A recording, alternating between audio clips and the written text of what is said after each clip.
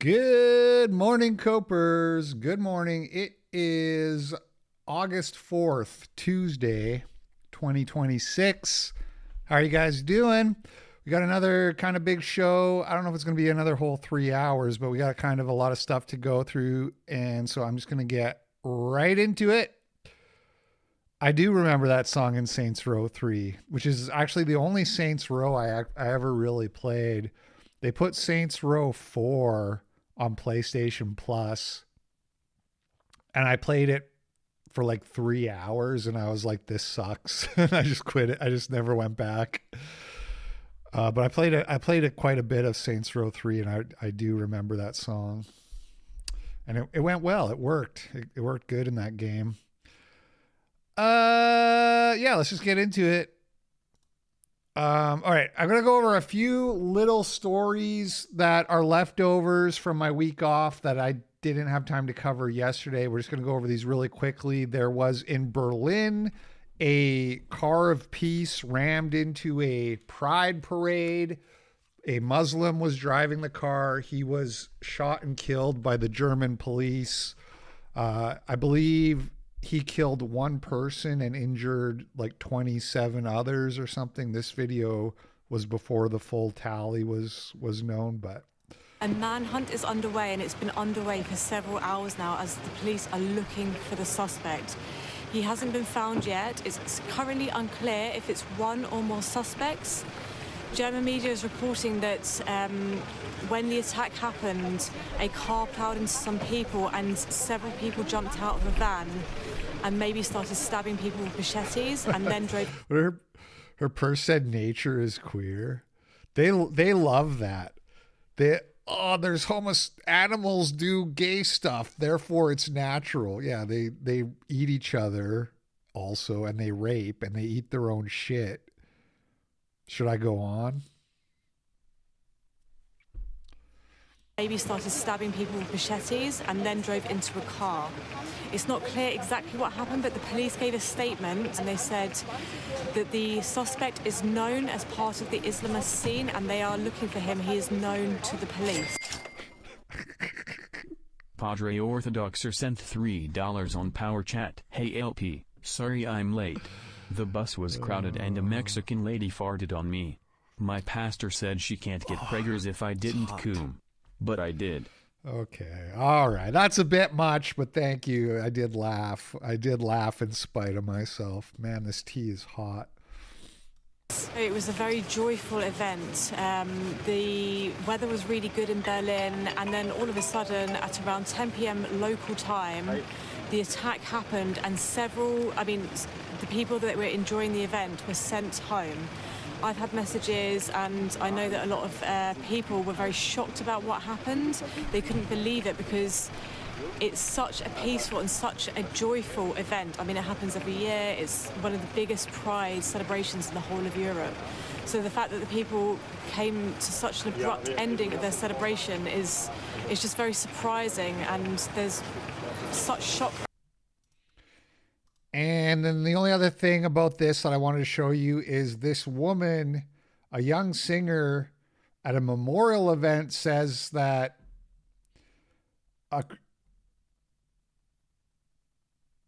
she wished that it was a white Christian who did the attack. Now, I believe this is in German.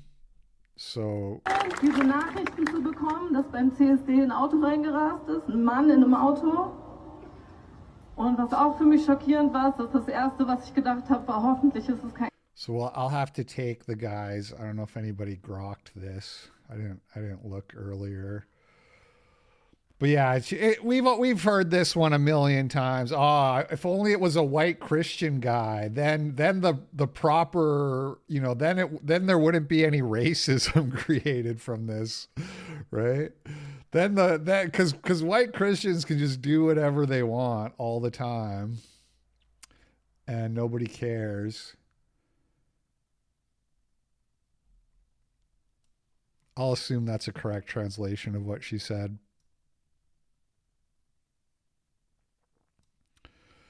Also, some guy after the, Shiloh Hendricks was back in the news due to her trial, which she was convicted on one count of disorderly conduct for saying the N-word, which would reasonably cause the guy she said it to become violent, physically violent. And even though that didn't happen, it's still the reasonable expectation you're supposed to have that black people will assault you if you call them the N-word. And so she was convicted of that and sentenced to 200 hours of community service and a fine. And also, by the way, I don't have this tweet pulled up, I don't think.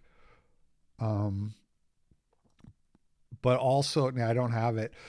The judge who convicted her had another case where some guy had downloaded child porn or been caught with child porn, and she gave him 100 hours of community service. So saying the N-word gets you, same judge in both cases, saying the N-word gets you twice as much community service as downloading child pornography.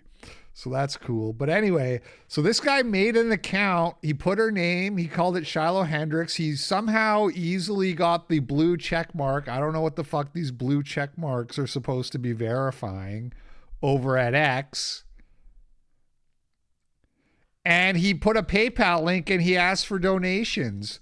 And he gained like 20,000 followers in like 24 hours. He got up to 35,000. Tom Hennessy instantly was like, this isn't Shiloh, this is a scam. And everybody was like posting, this is a scam, but he still collected many donations and many followers.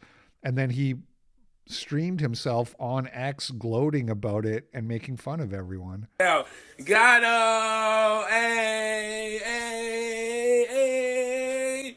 You're so mad. You can't do nothing about hey. I'm about to use my favorite line. I didn't do nothing. Didn't do nothing. Didn't do nothing. Didn't do nothing. I didn't do nothing. Didn't do. Look at all those followers I got. That's crazy. Like, why y'all?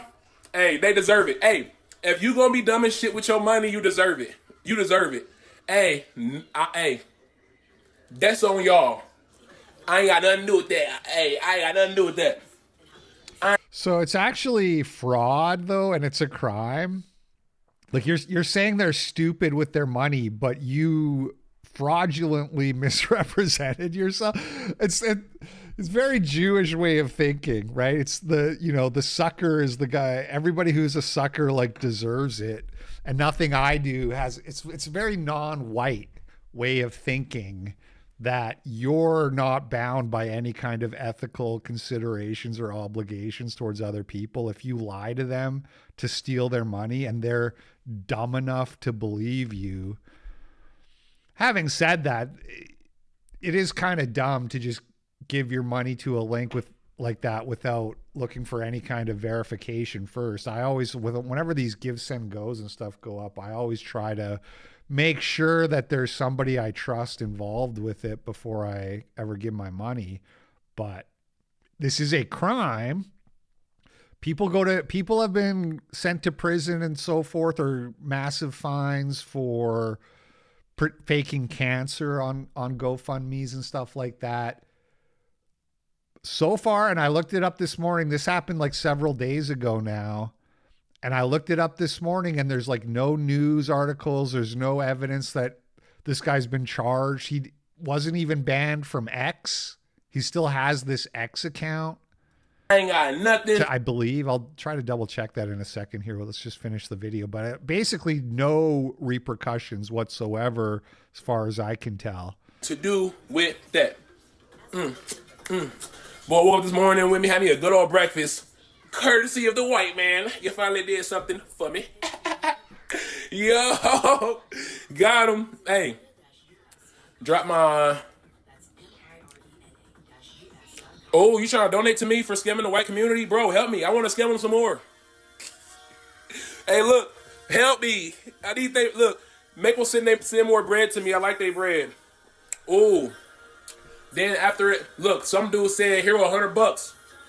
Go buy you something nice for yourself." Nigga, went and paid my gym membership, went and picked up a rotisserie chicken, went and picked up my supplements, my creatine, and my pre-workout. My boy just went ahead and paid for. Went to Costco, got a rotisserie chicken. Hey. Living large. I got you. Went and picked up my supplements, my pre-workout, and everything. I identify as a 100. I identify as a 100-pound black woman. Faceless doxed this guy very quickly. So we know who he is. He's Jamel Lewis. He's some kind of wannabe influencer, 5,000 Facebook followers.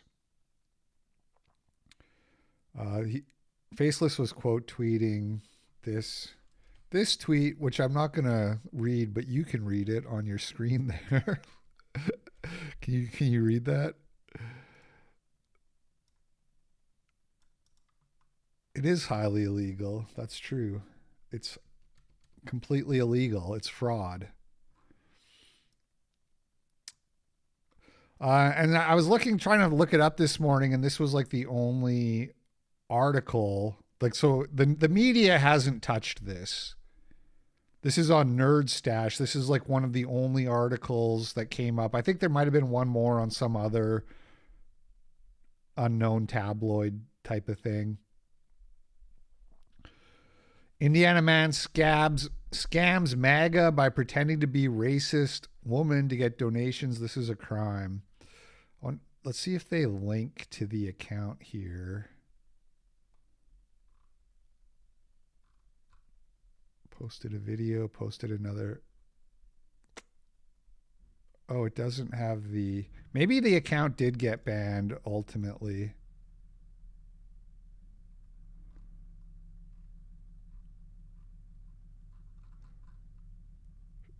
So the problem is you can't just look up the @ because people can change the @ pretty easily. Okay. It's not banned, as I suspected. About 6,000 to 7,000 people unfollowed after discovering they got scammed, but he still has 27,000 followers. He's still followed by Cat Respecter, Tom Bowie, and 10 others I follow. And yeah, so no repercussions at all. Not banned from X, not charged with the crime of fraud. Just total immunity. Total impunity. So that happened. We got a little interview with the In-N-Out shooter that you covered yesterday, the good guy with the gun who has Alex Pretty physiognomy. On the right-hand side of that sign closest to the road, and that's where I saw the individual with his rifle pointed at the vehicles. Authorities believe those heroic actions drove the shooter from the scene and likely saved lives. He seemed unusually comfortable aiming that rifle at those cars, and then as soon as some rounds started coming at him, everything changed. Immediately, all that bravado he had immediately crumbled. This In-N-Out had opened just a week prior. The company. What a cool dude. Is he smoking a cigarette too?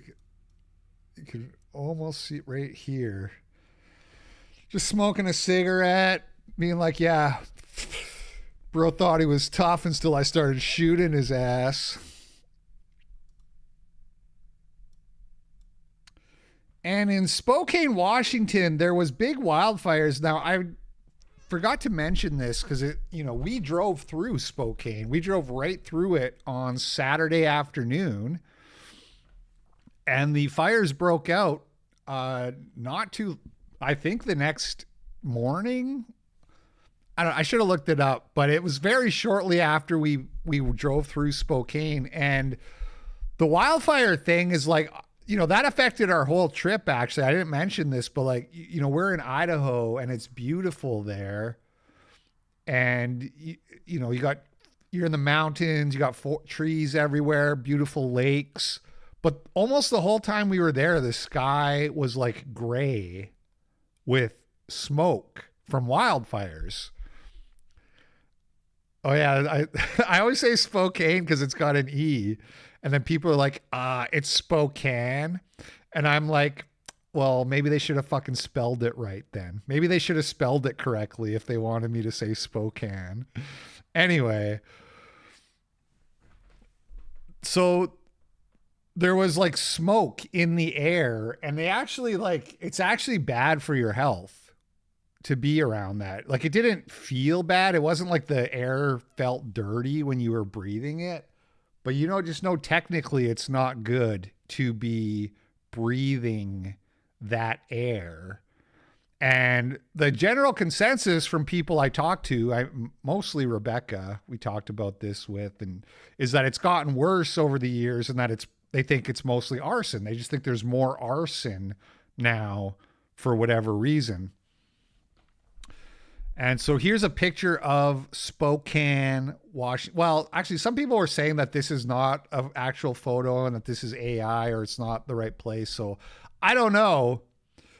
But there is a big fire there. And then we have we have video of people on the ground, and it looks sort of similar to what you see in that photo. So pretty bad fire. Again, we just kind of barely missed this. Driving right through this area on Saturday afternoon.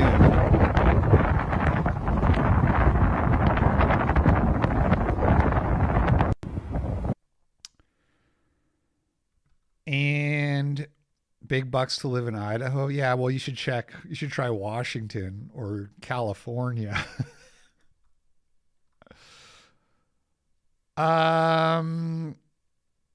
Anyway, so you have this fire.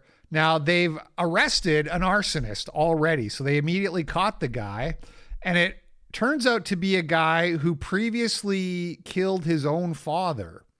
Man who murdered his own father because he was asked to wash dishes is now accused of setting a fire that burned roughly 700 homes to the ground and forced 65,000 people to flee. Yes, he killed his dad over dishes, and he wasn't in prison. His name's Aaron Farinacci. He's 37. Killed his father in 2010, so that would be 16 years ago, shot him dead, and then pointed the gun at his own mother. Then he shot himself and survived. He was charged with first-degree murder, but that got knocked down, and he pled guilty to manslaughter. Now fast forward to this week in Spokane. The Old Trails fire tore through neighborhoods north of the city.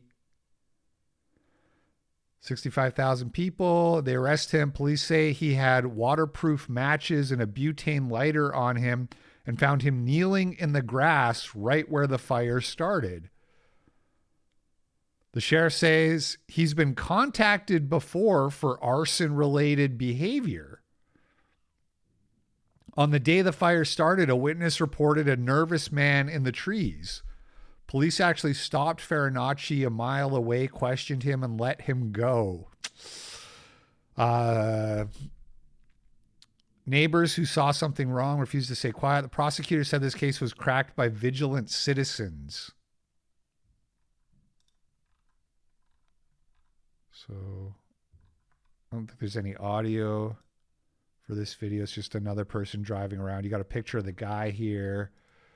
Here is the Spokane police chief or fire guy. I don't know. PM this afternoon, we executed an arrest warrant and search warrant in the city of Spokane, and we took 37-year-old Aaron Farinacci, a convicted felon, into custody on a single charge of arson in the first degree. Mr. Farinacci is currently in custody and being interviewed by detectives from our major crimes unit here in the Spokane County Sheriff's Office. The witness, a citizen, very good citizen, noticed a male standing on the side of the road looking into the trees as he was going to pick somebody up. About 10 minutes later, as he was coming back through the area, he noticed the male was bending down near some grass. At that point, the male stood up and looked very nervous, according to our citizen witness. At that point, the male walked away. The citizen returned to their house a short time later. Gabber sent $3 on Power Chat. Hey, I vote to behead the arsonist in public. I think that would be a good idea. I really think I think that's a really good idea. I'm not being sarcastic. I know I sound sarcastic, but actually we should do that for real.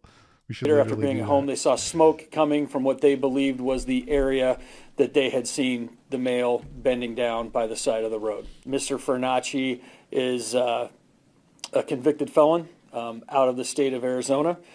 He has a felony conviction for manslaughter and a preceding arrest in the same case in premeditated murder in the state of Arizona. About 5 p.m. So how long was he in jail for killing his dad? Now, all right. Anyway, so this guy set the fire and was basically caught the day of. He was seen by witnesses, vigilant citizens called the police. They saw something. They said something. And he was arrested like within 24 hours, right? At Dudeman141 sent $5 on your tube. I'm convinced most PNW fires are arson. I've been hearing whispers about it since about 2018. They've really wanted to keep it under wraps for years. Right. This seems to be, like I was saying, the general consensus among the public that these increased wildfires are not natural occurrences. They are not caused by climate change. But despite the fact that this guy was caught within 24 hours, we still had enough time for our beloved Democrat Governor Jay Inslee to post a video blaming the fires on climate change. He had to evacuate because of these massive fires in Spokane County. The whole state's under threat now. Climate change. You know, climate change isn't some existential global thing. It's our neighbors. It's our friends. We had to fight for him. He had to evacuate. There you go. But if you're skeptical of climate change, you're the weirdo, right? They just cynically use this to push their agenda and get immediately proven wrong. And then there's no updates. Of course, anytime you have big fires, you also have the conspiracy theorists saying that it's direct energy weapon attacks. This guy says, thankfully, the trees weren't damaged. Hashtag DEW. That's direct energy weapon. This is what the Indian Trail neighborhood looks like as of just after 8 o'clock on Sunday, August 2nd. You may have seen families right now showing up to their homes to find them completely destroyed after the Spokane area fires. I'll show you the cross streets right here, Skyline Drive and Crosby Court. And this entire cul-de-sac destroyed. Again, families just now showing up and discovering some of the damage. I want to show you, you can see where the natural gas line is still burning as it's emptying out some of its fuels. Over there, you can see water still running. You can see what this fire did to cars. And then again, you can see some of the people, many of whom live in this neighborhood, if not in some of these homes that were destroyed. Anyway, so if there's any part that is untouched by the fires, that means it's direct energy weapons that are only burning the parts that the Jews or whoever want to burn with laser precision. They're like, burn half of that block, but not the other half. Leave that part untouched. Owen Benjamin says the trees are filled with water. The houses are attached to electric, gas, and made out of insanely flammable material. Directed energy weapons definitely exist, but I live here and have to be very vigilant about wildfire. And that's the unfortunate reality around modern construction. Some trees actually need fire to propagate. You're on crack if you think the houses and cars burned to the ground and the water inside the trees spared them. Good citizen, though. Yeah, good little goy, Owen Benjamin. You ever try to burn greenwood? Even diesel. How come the trees used to burn 10 years ago? People don't realize that live trees are soaking wet inside. They are like giant pieces of celery. Almost impossible to light them on fire.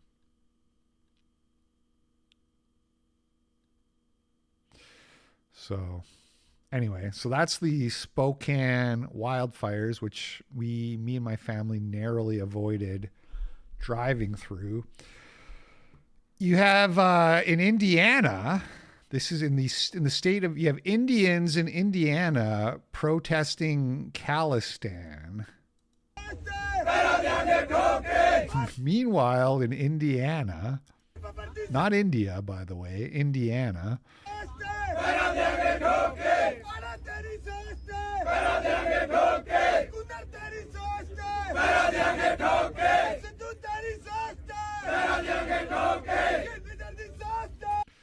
people with the direct energy weapons, if you can hear me.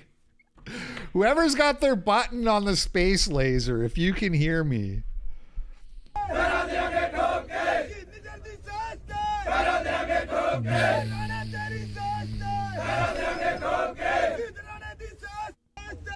Cool. The crowd turned on auditor after he was allegedly assaulted by a woman. Okay, I don't know what's going on in this video, but I just wanted to circle back and talk about auditors for a second because, you know, we published the clip of me talking about those guys who got into it with Border Patrol. And there was a recurring refrain from many commenters of like, oh, you're a pussy fag Canadian cuck. This is why Canadians don't have rights, blah, blah, blah, bootlicker, blah, blah, blah. Right? Because I'm like, you shouldn't be belligerent with police. It's not going to go well for you. So I got all these comments, and something people don't understand is that I'm actually speaking from experience because I did do that with the police and I got chewed up and spat out by the system. You know, I've told the story before, so I'll tell you again really quickly, but I was looking after my friend's dog. I was at the park and I had the dog off the leash. I was playing fetch with it. It's a French bulldog, tiny dog, and extremely, extremely friendly and lovable. But anyway, so the police saw me and they came up to me. And there's this big, huge, like linebacker motherfucker of a cop, this big brick shithouse cop. He says, like, is that your dog? And I said, it's not mine, but I'm watching it right now. And then he says, show me your ID. Now, because I had watched a whole bunch of sovereign citizen videos, I was well aware that I was not legally obligated in this situation to show the cop my ID. And I told him that. I said, I don't have to show you my ID.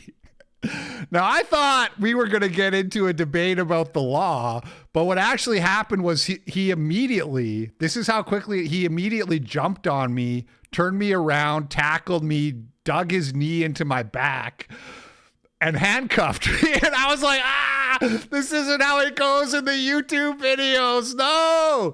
No, he wasn't black. He was white, but they're Quebecois. So there is a bit of not racial tension, but ethnic tension. Francophones versus Anglophones.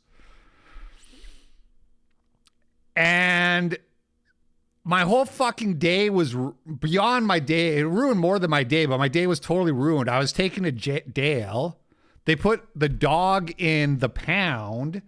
So when my friend got off work, she had to go get her dog out of the pound, which she was very pissed off about. And that caused, tension in my friendship. In jail, I got to call my lawyer. I got to call a lawyer, and I asked the lawyer, I was like, they asked me for my ID and I said I didn't have to give them the ID. And then they jumped on me and the lawyer was like, yeah, no, you're right. Technically you don't. Well, so we go to court. And I say this, I represented myself in court, and then the cops are just like, no, we just asked for his name and address. So the police lied in court. This is hand to the Bible, a true story. Who do you think the judge went with, me or the police? The judge went with the police. And then I appealed it, and I had to pay $800 for the transcripts, which nobody reads. It's totally pointless. But they make you do that. You can't appeal otherwise. And I lost the appeal as well, even though I had an airtight legal argument on the law. Because the law, the bylaw, says quite clearly that the owner of the dog is the one who gets. So I wasn't even obligated to say this is what I went in on appeal. I said I wasn't even obligated to say my name and address because I wasn't the one responsible for the infraction. It's the owner. It says right here in the bylaw. And then they just were like, nah, you're reading that wrong, and rejected my appeal. So the whole system is totally unfair. It chews you up and spits you out. The prosecutor in the case, like, she wanted me to plead guilty. And then because I didn't do that, she like threw the book at me. She wanted the judge to like give me like the harshest sentence possible because she's just a bitch. So and why did I represent myself? Because I was poor. So the $800 like really hurt. Although I don't remember exactly, but I think I maybe just got somebody else to give me the money. So I know from experience how this goes. And now my advice is not necessarily that you should just allow the state to walk all over you, but there are certain things I learned from that experience. Number one is you have to get it all on film, or you're going to have no chance in court because they'll just lie. And number two, there's no point in being belligerent with the police. And you don't argue and debate with them. You can say like one time, like, this is wrong, you're not allowed to do this, whatever. But if you get belligerent and you like argue with them, the police are just going to like crack down on you. And you think you're going to go to court and like vindicate yourself. No, they don't give a fuck. The system's going to chew you up and spit you out. My advice based off experience is avoid the system as much as humanly possible, because the system is inhumane garbage. Okay. So you can call that cucked and say that actually auditors are awesome because they're protecting your rights. But what do they actually accomplish? What are the guys in that Border Patrol video? Did they win some court case? Like, what's the follow-up on that? Yeah, I fought the law and the law won. Exactly. What victories have these auditors ever had? It's your face. Oh, the bell! Oh! Hey! Okay, what is happening here? It's your face. So she grabs his arm, then there's a scuffle, and she gets knocked down. Hey! Relax! Hey, you'll lose all your shit, motherfucker. You'll lose all your shit, motherfucker. I'll tell you right now, you'll lose your face. Try it. Soul Divider sent $3 on Power Chat. Life lesson: don't act like a nagger LP. Well, that's just it. You know, this auditing stuff, the sovereign citizen stuff, is like basically spiritually black. Not necessarily, but when you watch the videos and you see how they go about it, basically, yes. And I don't know about this guy, this video, I don't know how antagonistic he was doing, but you know, they do this thing where they get up in your face with a fucking camera and you're like, hey, could you get the camera out of my fucking face? And they're like, there's a public space. I can film you if I want, right? People don't want cameras shoved in their face. Why do you think people are tearing down flock cameras? It's the same thing. You are extremely incoherent if you think flock cameras should be torn down, but you also like it when people shove a fucking camera in your face and say, this is public, I can film if I want. Nobody wants to be filmed by some random stranger, okay? Yes, you do have the right technically, but you're also a cunt. This is the thing about these people. Again, not necessarily. It depends how you go. It depends how they conduct themselves. she did. Yes, she did.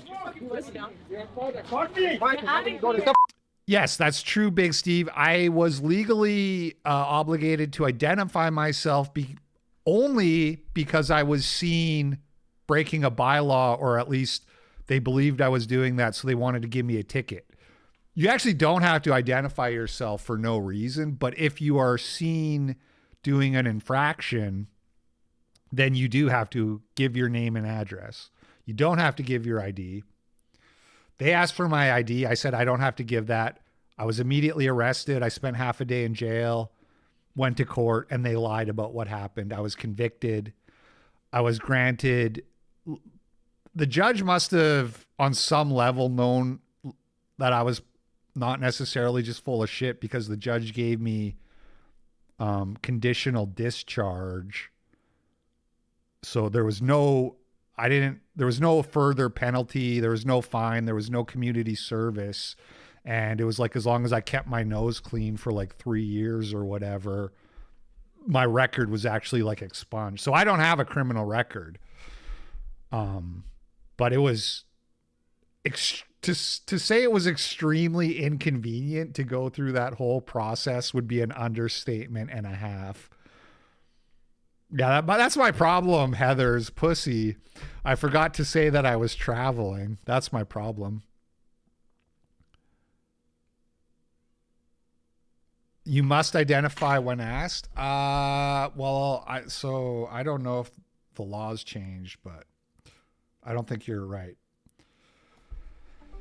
Hey, Grok, if the police ask me to identify myself and I haven't done anything wrong, do I have to identify myself? And this is for America and Canada.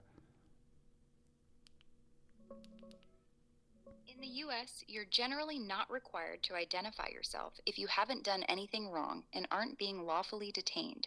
However, about 24 states have stop and identify statutes, and the Supreme Court's Hypocrisy decision means that during a valid Terry stop with reasonable suspicion, you may have to provide your name.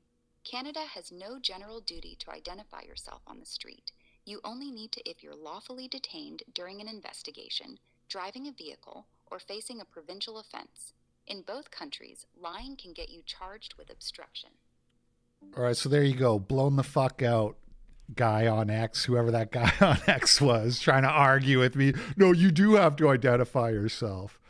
You don't, but my advice, and this is why people call me a cuck and a bootlicker, my advice is just fucking do it. When when the police ask to see your ID, my advice is pull out your wallet and give them your ID, okay? That's what I am telling you that I would advise you to do in that situation. So I'm telling you that you don't legally obligated to do that, but I advise you to do it anyway. That's my advice. So call me a bootlicker or whatever. You don't know the once you start being confrontational with the police, you're opening a can of worms. This guy's still arguing, this Big Steve guy, who I just blew the fuck out, thinks he knows more than Grok. Okay, buddy. Sure, pal. Out of here. Right now. Get the fuck out of here. Not one. It's probably best if you guys just... Get the fuck out of here. Why don't you guys just go? It's not necessary to be here. We're just here buying produce. Don't. The best thing for you guys to do, I understand what you're trying to do, but the best thing for you guys to do would probably be just to go. Could you do that? Touch me. Touch me. Could you, gentlemen... Was this in 2012? That sounds about right. I can't say for sure if that was, but it's definitely, you're in the right era. Did you find a news article about it or something? I don't remember any news articles being written about it. Please leave. Stop it. Don't be an agitator. This is Could you gentlemen Pasadena. please... You guys are the agitators. Could you gentlemen please leave? You're not welcome the here. agitators. You're not welcome here. No, don't. Just, gentlemen, could you please leave? You're asking for it, aren't you? And what does your FTP stand for? It's not my FTP. What is your Hey. Get away. You see, you touch me. Get out of here. Get out of here. Get out of here. Get out of here. Please, allowed to take pictures of my child. Get out. Get out of here. Get out. You are not. It is against the law to take pictures of underage children. It is not. It is illegal. It is not. It is not. It is not illegal. Get out of here. It is not illegal. You cannot take pictures of my child. I have no interest. Get out of here. I have no She said interest. that man took a picture of me, Mom, on his phone. Get out of here. Now. Nobody wants you here. I don't want you here. Why don't you leave? Sorry, lady, but this is public property. So yeah, I can take pictures of your kid. It's not against the law. Feels like it should be. It feels like taking pictures of children. There should be some kind of regulation there. I don't want you here. You should leave. You. Get the hell out of here. You get out of here. You get out of here. Yes. No. Yes, you get out of here. I'm a f***ing citizen. Get the fuck out of here. You I'm a are citizen within your too. constitutional right. Stop backing up on me. You approach me. Get out. You approach me. Get out. Get out. Get out. Get out. Leave. Leave. You leave. No, you leave. You leave. I am leaving. Good. Go. Good. Good. Go. Go. Go. Go. Go. Pictures of children. Brown skin too. Oh, brown skin. Based as if I wasn't already on the fucking farmer market people's side. Did she just say brown skin? Get out of here. Okay, based Karen. This is why we love Karens on this channel. Get out. Get out. Get out. Get out. Leave. You leave. No, you leave. You leave. I am leaving. Good. Go. Good. Good. Go. Go. Go. Go. Go. Pictures of children. Brown skin too. Oh, brown skin? Get out of You have here. something against brown skin? Wow. No. Wow. Brown skin. You support racist. issues, mommy issues, daddy issues. You don't take pictures of children. You don't want to listen at all, do you? You scared my daughter. Get the f*** out of here. You should go. Not sure how base that actually was. She's scared. Yeah, well, he's taking pictures of my kid. We are perfectly allowed to do that. I'm sorry, there's no law against that, but we're not. I'm not sorry. That's not our objective. I'm not sorry. I'm not sorry, by the way. I'm not sorry, by the way. Sorry, That guy sorry sounds everybody. brown. Sorry. Sounds like he's with a brownoid. Sorry. You're not sorry. No, I'm not. Anyways. Shut the f*** up. Good. So yeah. Thank God for the auditors protecting our rights. Thank goodness we have guys like that out there fighting for our right to photograph children in public. Arab, he could have been.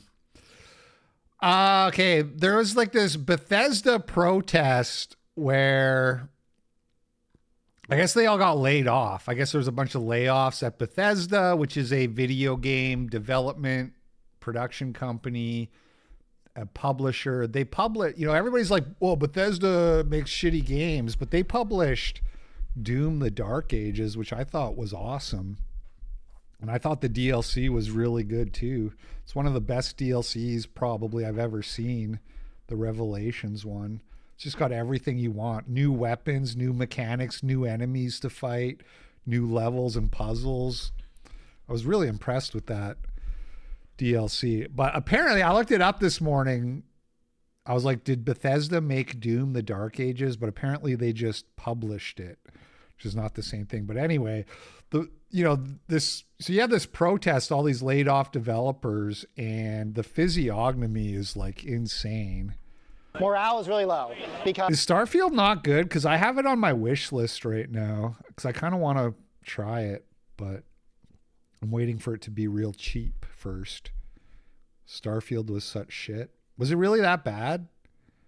I get mixed signals from it. Bethesda made they're the guys who made Mass Effect, right? That's the thing. So like Mass Effect 4, everybody complains about it and says like it's woke, ugly trash or whatever. But like I played the whole game start to finish and I thought it was fun.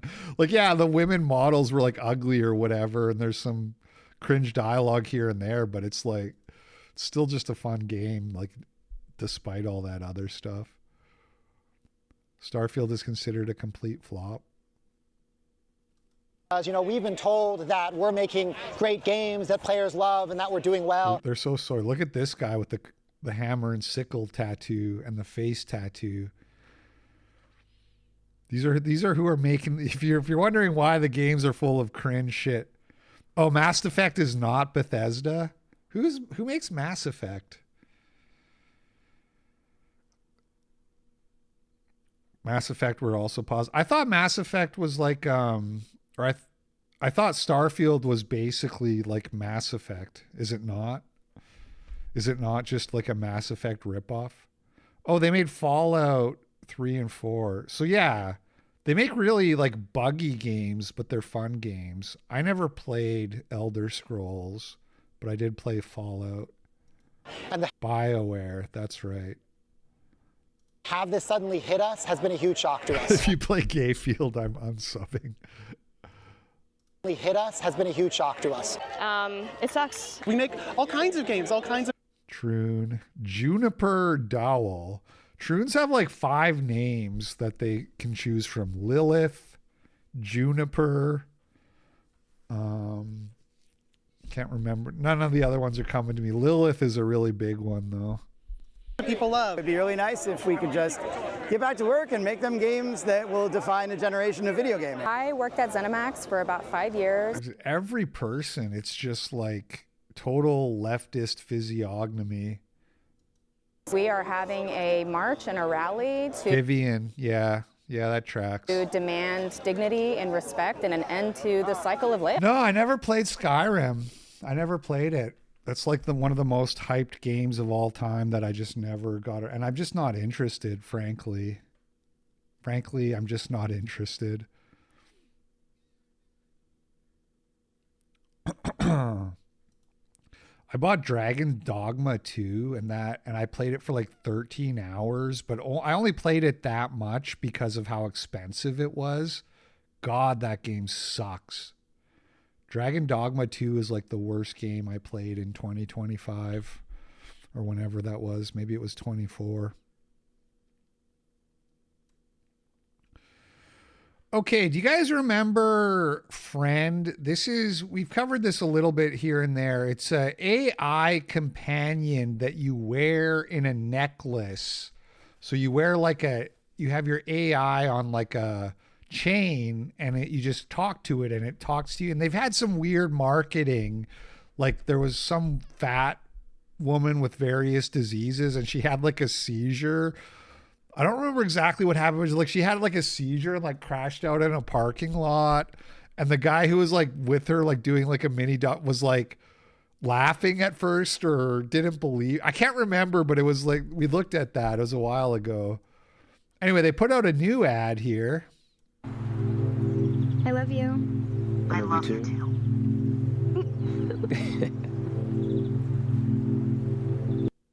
And that's just the ad. She's getting married. It's interracial, as you may have picked up on. If the astute viewer may notice that the couple are racially divergent, racially dichotomous. Is that a good way to say that? And she says, I love you. And the joke is that her friend thinks she's talking to her and not the Somali guy, the Ethiopian that she's marrying. I love you. I love you too. And then they have a nice little laugh about that. Isn't that fun? So anyway, who owns the company? Avi Schiffman founded and owns Friend, the AI pendant company. He is Jewish. Yes, he is. There he is. That's him. Avi Schiffman. He's got an X account. And cool. Their homepage looks like what I think ICE would call probable cause.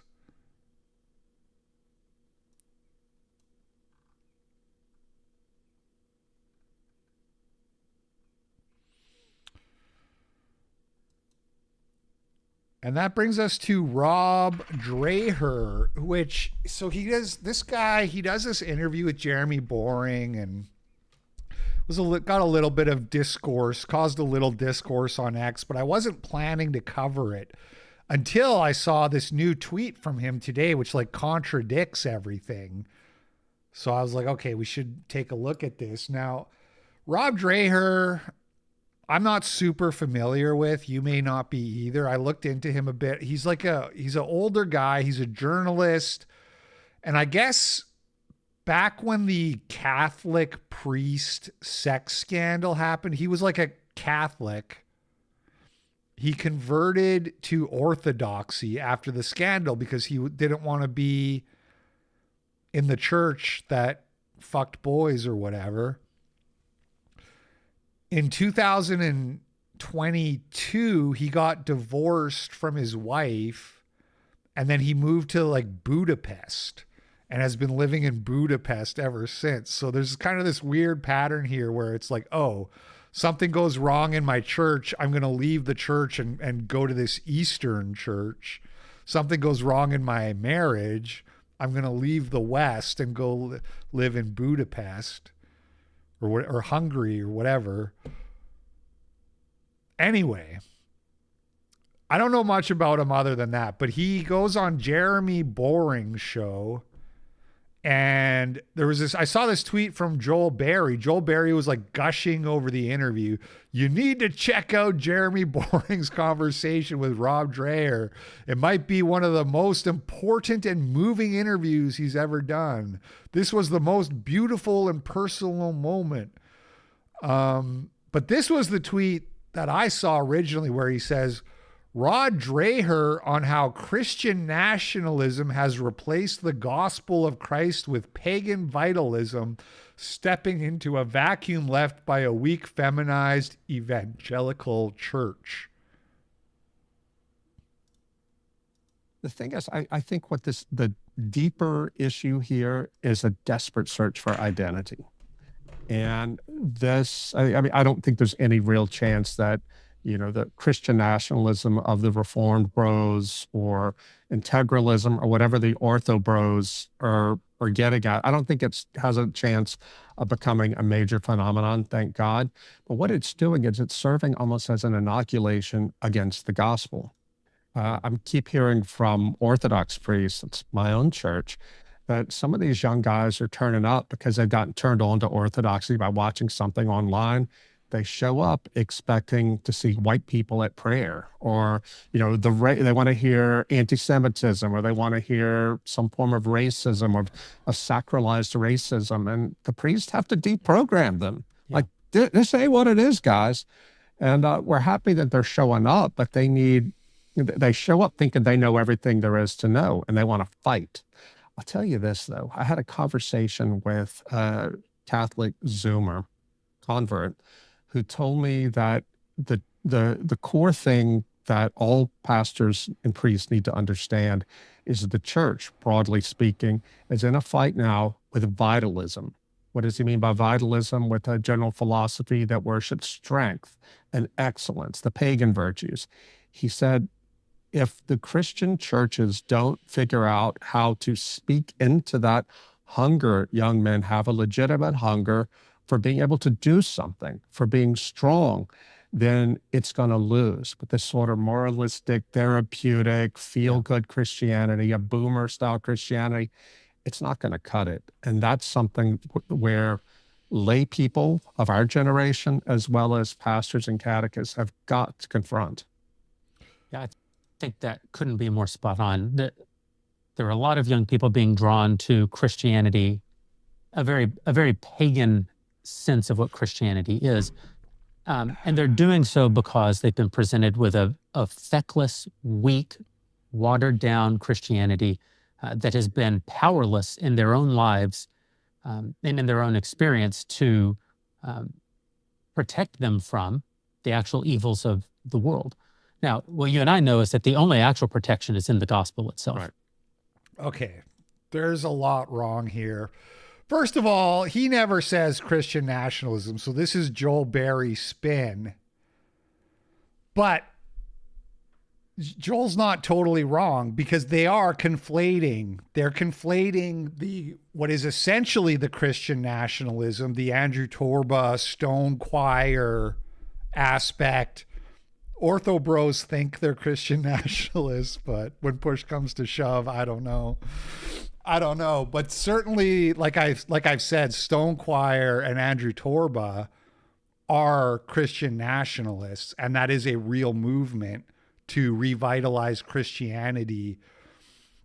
It's not pagan vitalism at all. That's totally wrong. I don't know much about Catholic Zoomer, but that's retarded.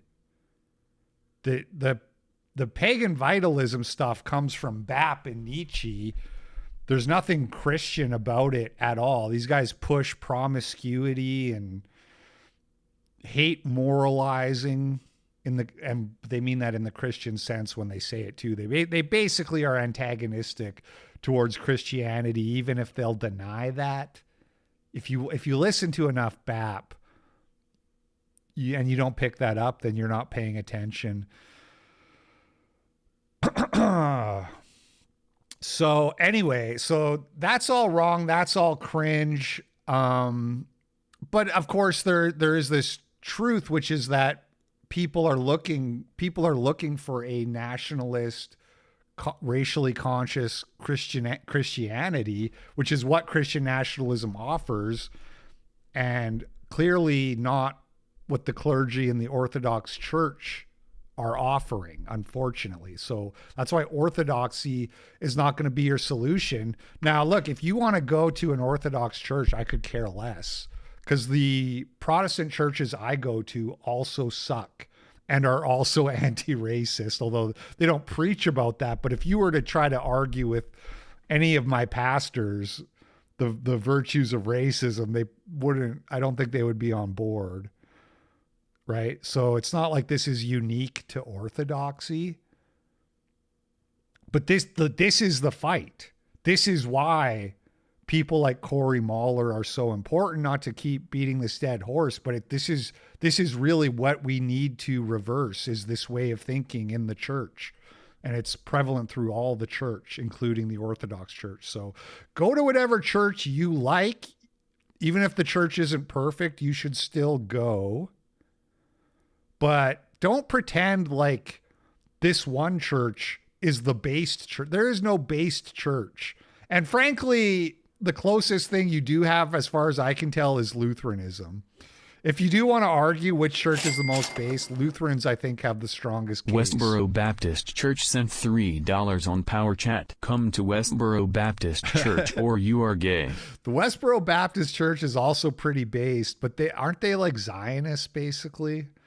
They're really homophobic, but they're not anti-Semitic. Or no, wait a minute. Maybe they are. Who did the Hey Jews? Hold on. Westboro Baptist Church. Who did that Hey Jews parody of Hey Jude? Judy Kaplan Ginsburg, 9 years ago. Hi everybody, it's almost, and we're doing a Beatles themed.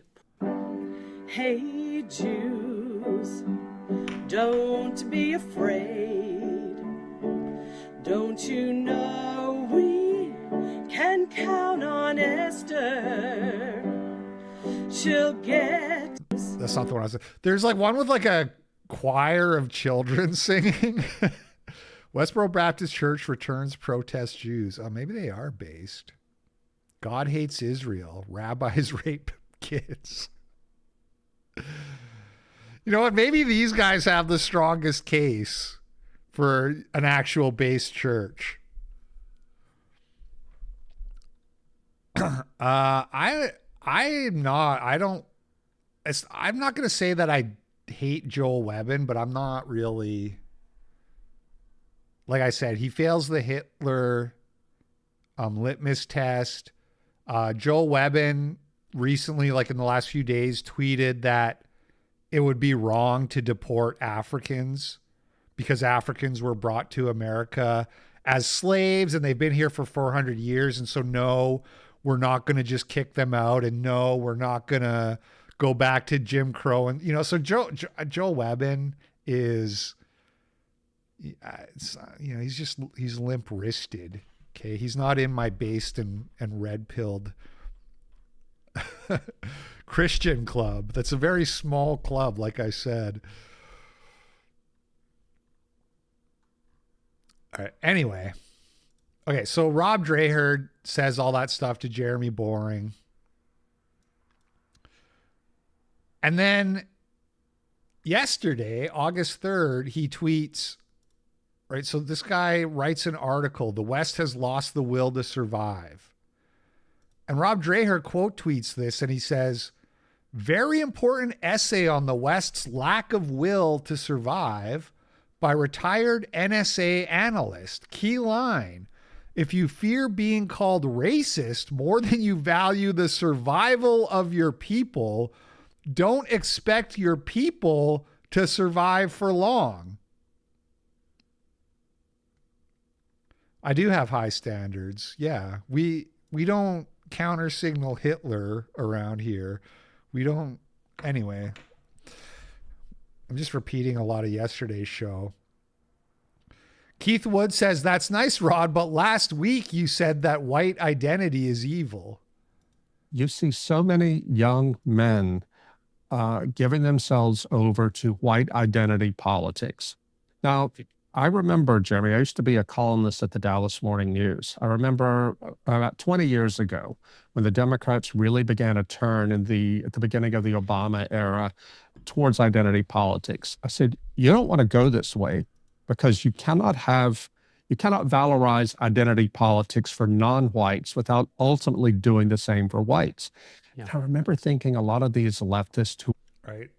How many times have you heard this before? The problem with wokeism is that it's going to result in white identity politics.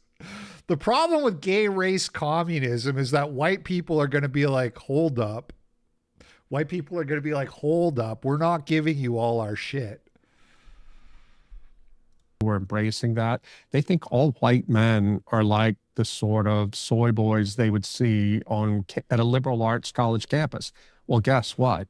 Here we are now. They have legitimized and called forth the demon of white identity politics. The demon of white identity politics. But if you're afraid of getting called racist, then you don't have the will to save your people. Who are my people, Rod? Is that a multicultural? Don't expect your people to survive. My people are the HB1 Jeets in America because they're on the magic soil. Oh, the evil demon of white identity politics. That they're not going to be able to get away. But also don't be afraid of getting called racist. But here, we on the right cannot accept that. We just can't accept it. It's totally incoherent. Why would you be getting called racist if there wasn't some form of white identitarianism and or racial discrimination?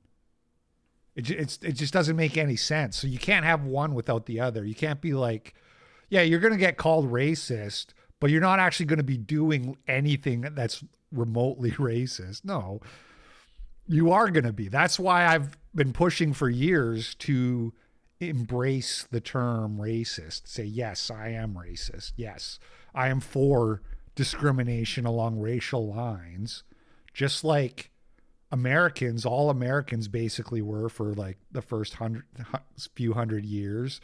And just like people for thousands of years up until like 75 years ago all were.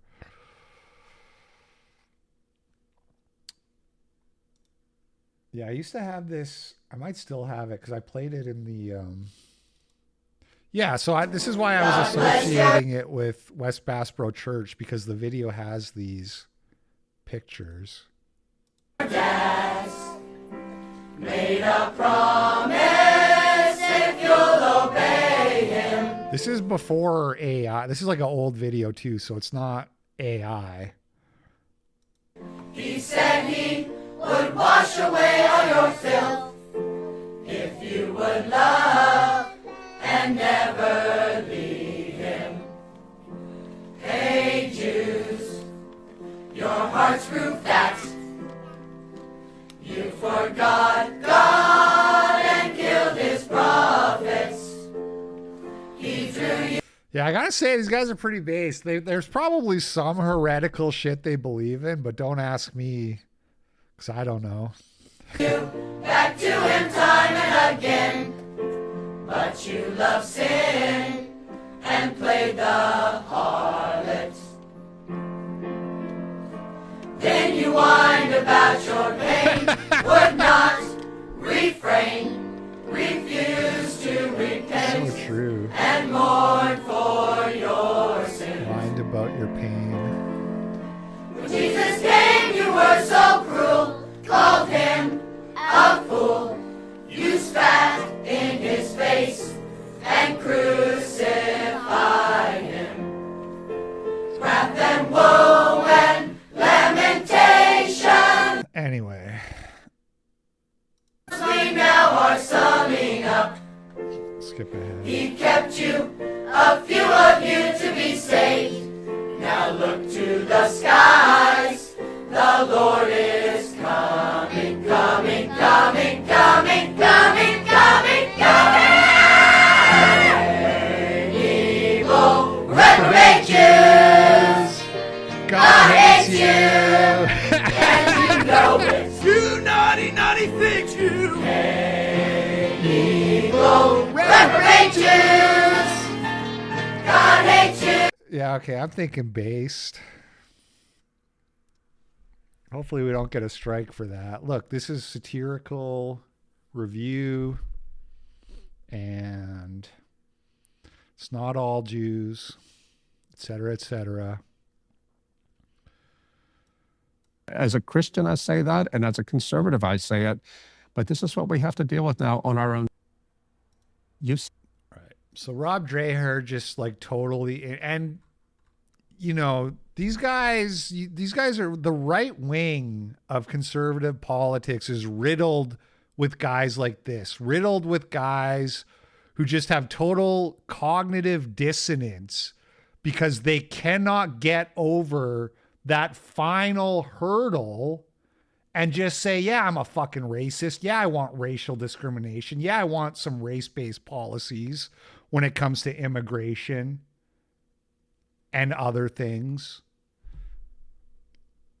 They can't get over that hurdle, and so they just have this endless cognitive Anonymous dissonance. sent $5 on Power Chat. Holy wholesome sing-along. Thank you, Anonymous.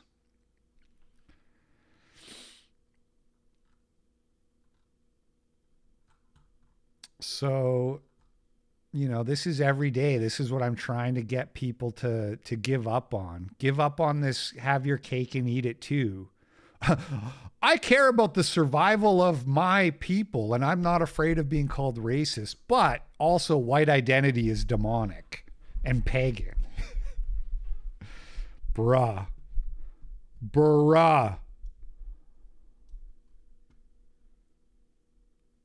This is the same clip we just watched. And then I saw this one right before I started the show, so At Dudeman141 sent $5 on your tube. Hear me out.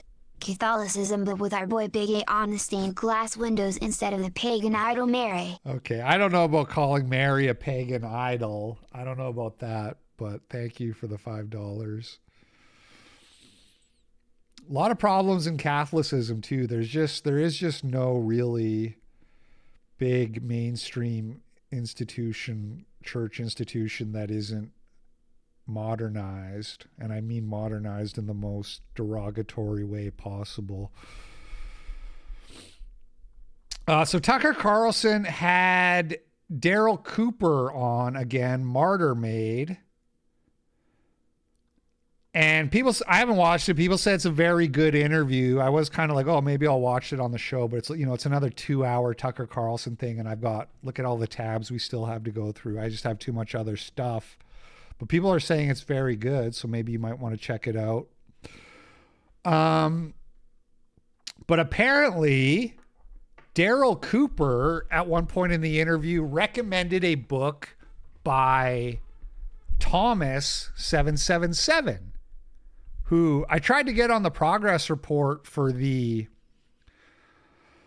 HT episode. I was scrambling to get another guest, and I reached out to him, and he said he couldn't do it, but he'd like to do it. So we're going to have him on the next season. When season 3 of the Progress Report comes out, we're going to have Thomas77 on one of the episodes.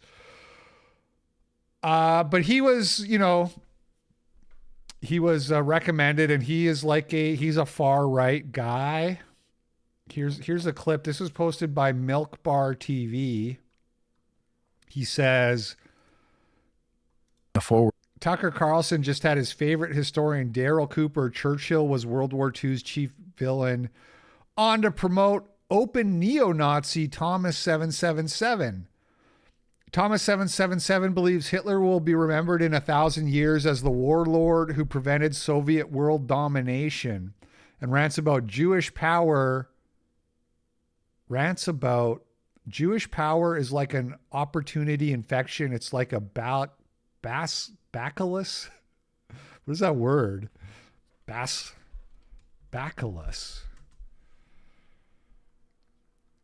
From Latin bacillus, meaning little staff wand, a genus of gram-positive rod-shaped bacteria.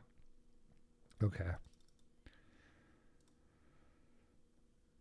It's like a bacillus attacking like a very sick person. Here's a small taste of the open neo-Nazi and Jew hatred Tucker is now promoting on his show. For a book on the Nuremberg system right now by an author, Thomas Sear. And it's, he rocks his leather jacket with Iron Cross, patches on it, walking around the streets of Chicago, right? So like most people would think, wow, that's an extreme dude. And he kind of is in certain ways. A lot of Jewish power in terms of praxis is it's like an opportunity infection. It's like a bacillus, like attacking like a very sick person, with compromised immunity, metaphorically speaking. There needs to be not just a criticism of Jews, but there needs to be a criticism of Jewishness. And, you have to kind of, the Jew within, you have to kind of overcome before you can overcome the Jew without. But damn, that's so real. Joel. Fuck's his name? It's just because now I'm thinking Joel Berry, Joel. What is that guy's name? Anyway, overcome the Jew within. Overcome your inner Jew. That's so real. Davis, thank you, Joel Davis.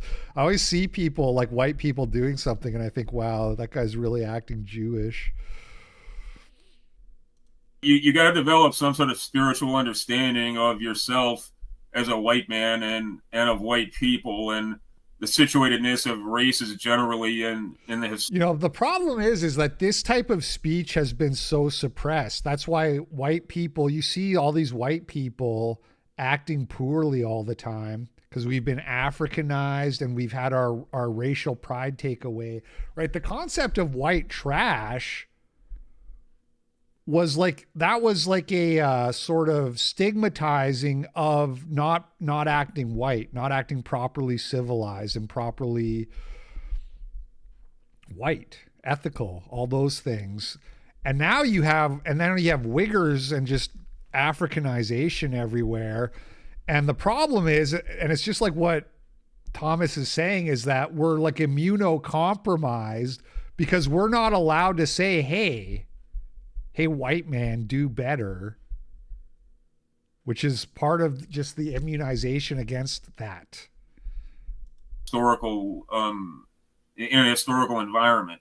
I mean, anyone who spent time around Jewish people and Gift, I don't know if they're dating. I don't know about that, but Gifts Ungiven is not. That's not a dude. You need to get your gaydar checked if you think that that's a dude. I live around a lot of them because of where I'm at. These are not happy people. Hitler will be remembered in 1,000 years essentially as the warlord who prevented Soviet world domination. Just a very smart guy. He's worth reading. No lies detected from Daryl Cooper, as always. And so Rob Dreher quote tweets this Milk Bar tweet, and he says, "Why do you say Tucker Carlson is an anti-Semite? People have been asking me. I think he's just criticizing Israel. Well, here's a good example of Tucker Carlson's gaslighting. He's careful about what comes out of his own mouth, but he platforms people who say the quiet part out loud. First of all, there's no way Tucker could have possibly known that Daryl Cooper was going to promote Thomas 777. And shout out to Daryl Cooper for doing that, by the way. I already liked him. But this kind of just reinforces, like, yeah, here's a guy who's our guy. There's a cost to that. You go on a show like this and you say, hey, check out this author, Thomas 777, that basically nobody's heard of. And then they look him up and they see he's like a neo-Nazi. And then they say, well, we're not fucking bringing Daryl, right? There's a cost to all of this stuff. So you need to respect it when people actually do that. And especially when people who have been given some level of access do it.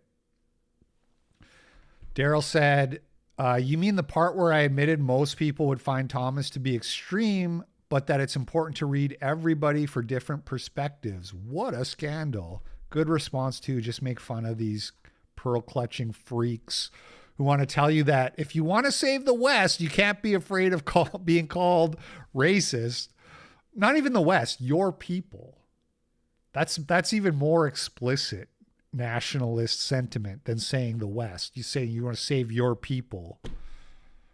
But also Tucker Carlson's an anti-Semite because he had a guest on the show and that guest said the name of some other guy who said something that I consider extreme. It's like 3 degrees of separation from Tucker Carlson, but let's cancel Tucker Carlson now. Give me a fucking break. Woke cancel. Just another orthodox woke cancel mob. First they came for Corey Mahler and I said nothing because I thought Corey Mahler was a psycho. Now the orthodox are coming for Tucker Carlson. And there was nobody left to defend him. Meanwhile, Michigan Senate candidate Abdul El Sayed thinks that America was founded on racism. Kind of true. Kind of some truth to that. Founded on the removal of a whole people. Founded on the idea that we could compromise on whether or not people, as a function of the color of their skin, could be enslaved by other people. Founded under the idea that all people are created equal, all men, but that only meant certain men and not women. Yeah, again, the problem is, so right, this is RNC research, and this is again, this Jordan Peterson level of conservatism where you say, these guys are trying to call the founding fathers racist. Can you believe it? No way. Listen to this loon. It's like, yeah, they were, by today's standards, they were incredibly shocked. They owned fucking slaves a lot. They owned black slaves. Yes, they were racist. I don't know if I'd go as far as saying America was founded on slavery, but it is true. What the guy says there, he says, they said all men are created evil, but they didn't actually mean all men. Fact check, true. That all men are created equal line has been one of the most biggest, like, oh man, we really vague posted a little too hard with that one. Locke, are you sure you shouldn't explicitly say that you're talking about white Anglos in good standing? No need. It's implicit. Yes, it's unlikely to be misconstrued. And of course, this whole conversation that we're talking about with Rob Dreher, this is the same conversation that has been going on for decades and decades while Western civilization slips further and further away into brownhood. And here's a good example. Jonathan Miller, an Ashkenazi Jewish man, but who's counting?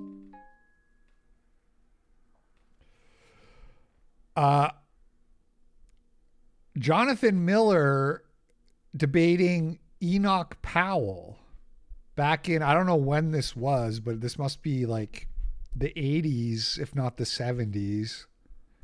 Nobody seriously imagines that if 2/5 of Birmingham consists of a first generation of descendants born here, of people from the West Indies, from... Who cares what, Astrid? Africa and from Asia, there will not be a profound difference between that part of the population and the rest? I think there may be a difference. In fact, there certainly will be a difference. Whether that difference is enough to promote anxiety, unless someone declares... You think nobody would notice? No, I think they'll notice, certainly. The question about is whether they will notice with fear and horror, unless someone announces to them that fear and horror are an appropriate response to such a fact. I see. And you think that human nature is such that unless somebody referred to this, nobody would notice that their own native cities were transformed, that the white population... Young base Pat. You might be thinking of Steven Anderson. That guy's pretty based. I follow him on X. ...was moving out and a different population was moving in. I didn't say that. Well, you think then that it would be noticed, but that it would not merely be tolerated, but would be taken as a desirable or acceptable development. No, I didn't say that either. Well, that is what you have to say. That is what you have to say, if this is not to be a problem. No. You're simply putting words which you would find convenient in my mouth. What I said was that I didn't say that there would be no difficulties. Difficulties are in the nature of human coexistence. By the way, he never looks at the guy. You notice. Said was. This was Ryeg Nationalist pointed that out in his tweet. The differences that there would be are not necessarily the differences which would excite fear and horror unless someone stands up and says that fear and horror are an appropriate response. Someone invested with the authority of public office. When you do that, the charisma of your office and the charisma of your role as a politician will often convince people that fear and horror are an appropriate response if that is what is being told to them. It's what philosophers call a performative utterance. No doubt you're familiar with it. This is like liberalism in a nutshell, or just like what leftoids believe. They believe so... They have this insane conceptualization of social engineering. They have a massive, exaggerated idea of what is capable through social engineering. That's why they think if you put a black scientist in a movie, all the black people are going to be scientists in the next generation. And generations of attempting this sort of social engineering have proven how futile it actually is, but they still hang on to it, right? So don't tell people they should be scared of being demographically replaced, and then there just won't be really a problem. And social cooperation. Reminds me of that. I've told this story so many times, but back in my conspiracy theory days, and this was one of the things that helped break me out of conspiracy theory, was listening to the Zeitgeist podcast. What was that guy's name? Joseph something. He made the Zeitgeist movies, and he had a podcast, and I would listen to his podcast. Right, I was like deep. I listened to Alex Jones every day. Back in like 2003, 2004. And he would like answer questions that people would email him or whatever. And somebody was like, his whole thing, this guy, Joseph, whatever the fuck his name was like, we were going to build a utopia that was like ran by an AI, a centralized computer AI that would manage everything. The whole economy would be managed, and it was going to be like this utopia where no one had to work. He was saying this back in like 2004, before, AI was like materialized in any meaningful way or even remotely. I do think we went to the moon, and also my name is spelt with a Y, not an I. And somebody asks him, somebody says, because he's describing this utopia, no one's going to have to work. Peter Joseph, thank you, that's his name. No, I even did some Flash work development for him because I was a Flash developer back then, and I did some little community project. I can't remember what, but I did some free work for him. there was going to be no work, no police, no scarcity. You were going to have everything he wanted, right? Just total utopia that he was selling people. And somebody asked him, like, how are you not going to have police? Like, what will you do if somebody like steals something or kills somebody? And this was his answer. He said, there won't be any theft because there won't be any television shows that depict thieving. And I heard that and I was like, dude, I've watched like 3 movies this guy made. I listened to like 10 episodes of his podcast, and I just have now just discovered that he's the biggest fucking idiot alive. This guy. So first of all, you don't have freedom if there's that level of censorship where they say, no, you can't make a show that depicts thieving. That's also like tyrannical. Like if you just think about everything else that would have to be included in that level of control to try to control people's thoughts to that degree, you realize instantly how insanely tyrannical that whole society would have to be to try to do that. But also to think that would work, to think that if you did somehow manage to remove the concept of thievery, that it would never occur to somebody that they could just take somebody else's shit, or that if you managed to remove the concept of violence and murder from all media, that no human would ever be like, you know what, I could just like smash that guy's head in with a fucking rock, that guy that I don't like. It's so retarded. And this is just another example of that. If you don't tell people that they should be concerned with their demographic replacement, problem solved. They actually believe this. Like, they're actually that stupid.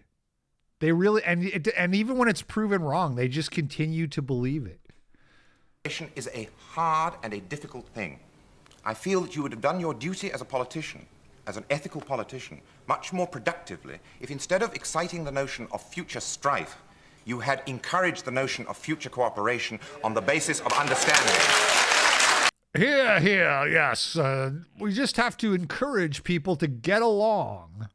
Again, they think it's that easy. And yes, he is. He is Ashkenazi Jewish. Jonathan Miller. A couple other clips here that I haven't watched. The people who you supposedly represent. That worries the people of this country. All right, that worries the people of this country. Let's leave it at this moment. If you are worried, and they are worried, about the arrival of a group of people in the culture who, by reason of differences of behavior... Anonymous sent $5 on Power Chat. You must reach out to Peter Joseph for an interview to see how he thinks these days. Have you kept up with him? Is he even out there? Yeah, it'd be funny if he was just like racist as fuck now. He's just totally like biology pilled, genetic pilled. Look at this fucking guy. It just screams like this guy has like scammer physiognomy. Right? I felt the same way about that David Wilcock dude who killed himself recently. Thank you, Spec Needs. Is he on X? Like, what is this guy doing? He's got a Substack with 2.7K followers. Just totally irrelevant now. Peter Joseph YouTube. At Zeitgeist Movie. Last upload was 5 years ago. Zeitgeist Moving Forward. And this was from 2011. This video. Reflections, official film trailer by Peter Joseph 2020. Science as to what the nature is of human nature. Interaction of people gaming for profit across the spectrum of labor, production, and distribution. The monetary system is an underlying set of policies set by financial incentives, the environment, and hence ourselves. Yeah. Anyway, are going to represent... I'm not getting the impression that he's super racist, so I don't really want to talk to him. Stress upon that culture. Dude, Homath, now there's a guy who's got off the chain. I used to be pretty critical of Homath just because he seemed like a guy who just had massive bitterness towards women. Look, there's a lot you can say to criticize women, but I just felt like he was a little bit too bitter and cynical. But now I see Homath tweets and it's just unbridled racism. In fact, I think he keeps getting suspended on Twitter for being a little too racist. So you got to learn to walk the line a little bit. Look, I'm as racist as the next guy, but you do have to walk the line to not get banned. Yeah, that guy's just off the chain. You love to see it. There's a guy who gets it. I'm very surprised. Mouthy Buddha has gone insane. I don't know about that. I saw he published a new video, but it's on Patreon, and I would like to watch it, but I don't know if I want to pay $7. Oh, geez, dude, $7? But I don't know if he is insane. Old Mouthy Buddha. I don't know about that one. One of the other forms of immigration, one of the largest influxes that has ever occurred in the history of this island, which has occurred in the last 25, 30 years, as a result of the introduction of antibiotics. It's the influx from the land of the dead, who are not usually recognized as such, an extraordinary proportion of people who are now allowed to live beyond ages which, as a result of diseases of the chest and cardiovascular system, they would not. You have recalled from another country, if you like, a very large group of people who... Yeah, I should try to get Homath, actually. That would be good. I don't know if he's like... It's so funny where it's like, I'll bring on somebody like Handsome Truth, and I don't even worry about it at all. Same with like Paul Miller. I do worry about it a little bit with him because HT is like so good. This is one of the things you can say about Handsome Truth is he will not get you banned. He will not say shit. I do think his interview with Jake Shields got taken down, but that was probably bullshit. But I don't know, like, is Homath going to get me a strike on YouTube? I don't know. Only one way to find out, I guess. By virtue of their age. Oh, you're talking about Mouthy Buddha? Yeah, I did invite Mouthy Buddha to the Murdoch thing, and he replied, but he didn't come. But I'm open to that as well. Are throwing acute stresses upon the culture of the country, precisely because families find it very hard to live on very large numbers of occasions with old people for precisely the reasons. That's true, duct tape. That you are talking about, because they have different habits. If you accept that women and men have certain natures about them, then it's only a hop, skip, and a jump from there to realizing that the same thing applies to racial groups. It's due to their age. Now, no one suggests, for example, that this population from the other side of the sticks are going to be given their fare and Charon's pennies to return them because they are an inconvenience due to... What the fuck is this guy waffling about? Their cultural differences from the young group upon whom they now become a burden. What we are learning to do is to accommodate old people, or should be doing, although, in fact, in the next 30 years, they will represent perhaps an even greater danger to the structure of our society if we cannot intelligently accommodate these people that we have rescued from this other foreign country, from much further away than Jamaica or from India.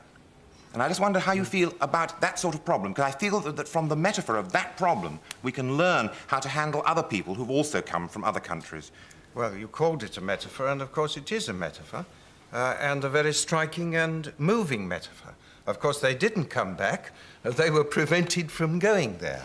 And these people... I was too distracted at the start of that. Sorry. Metaphor.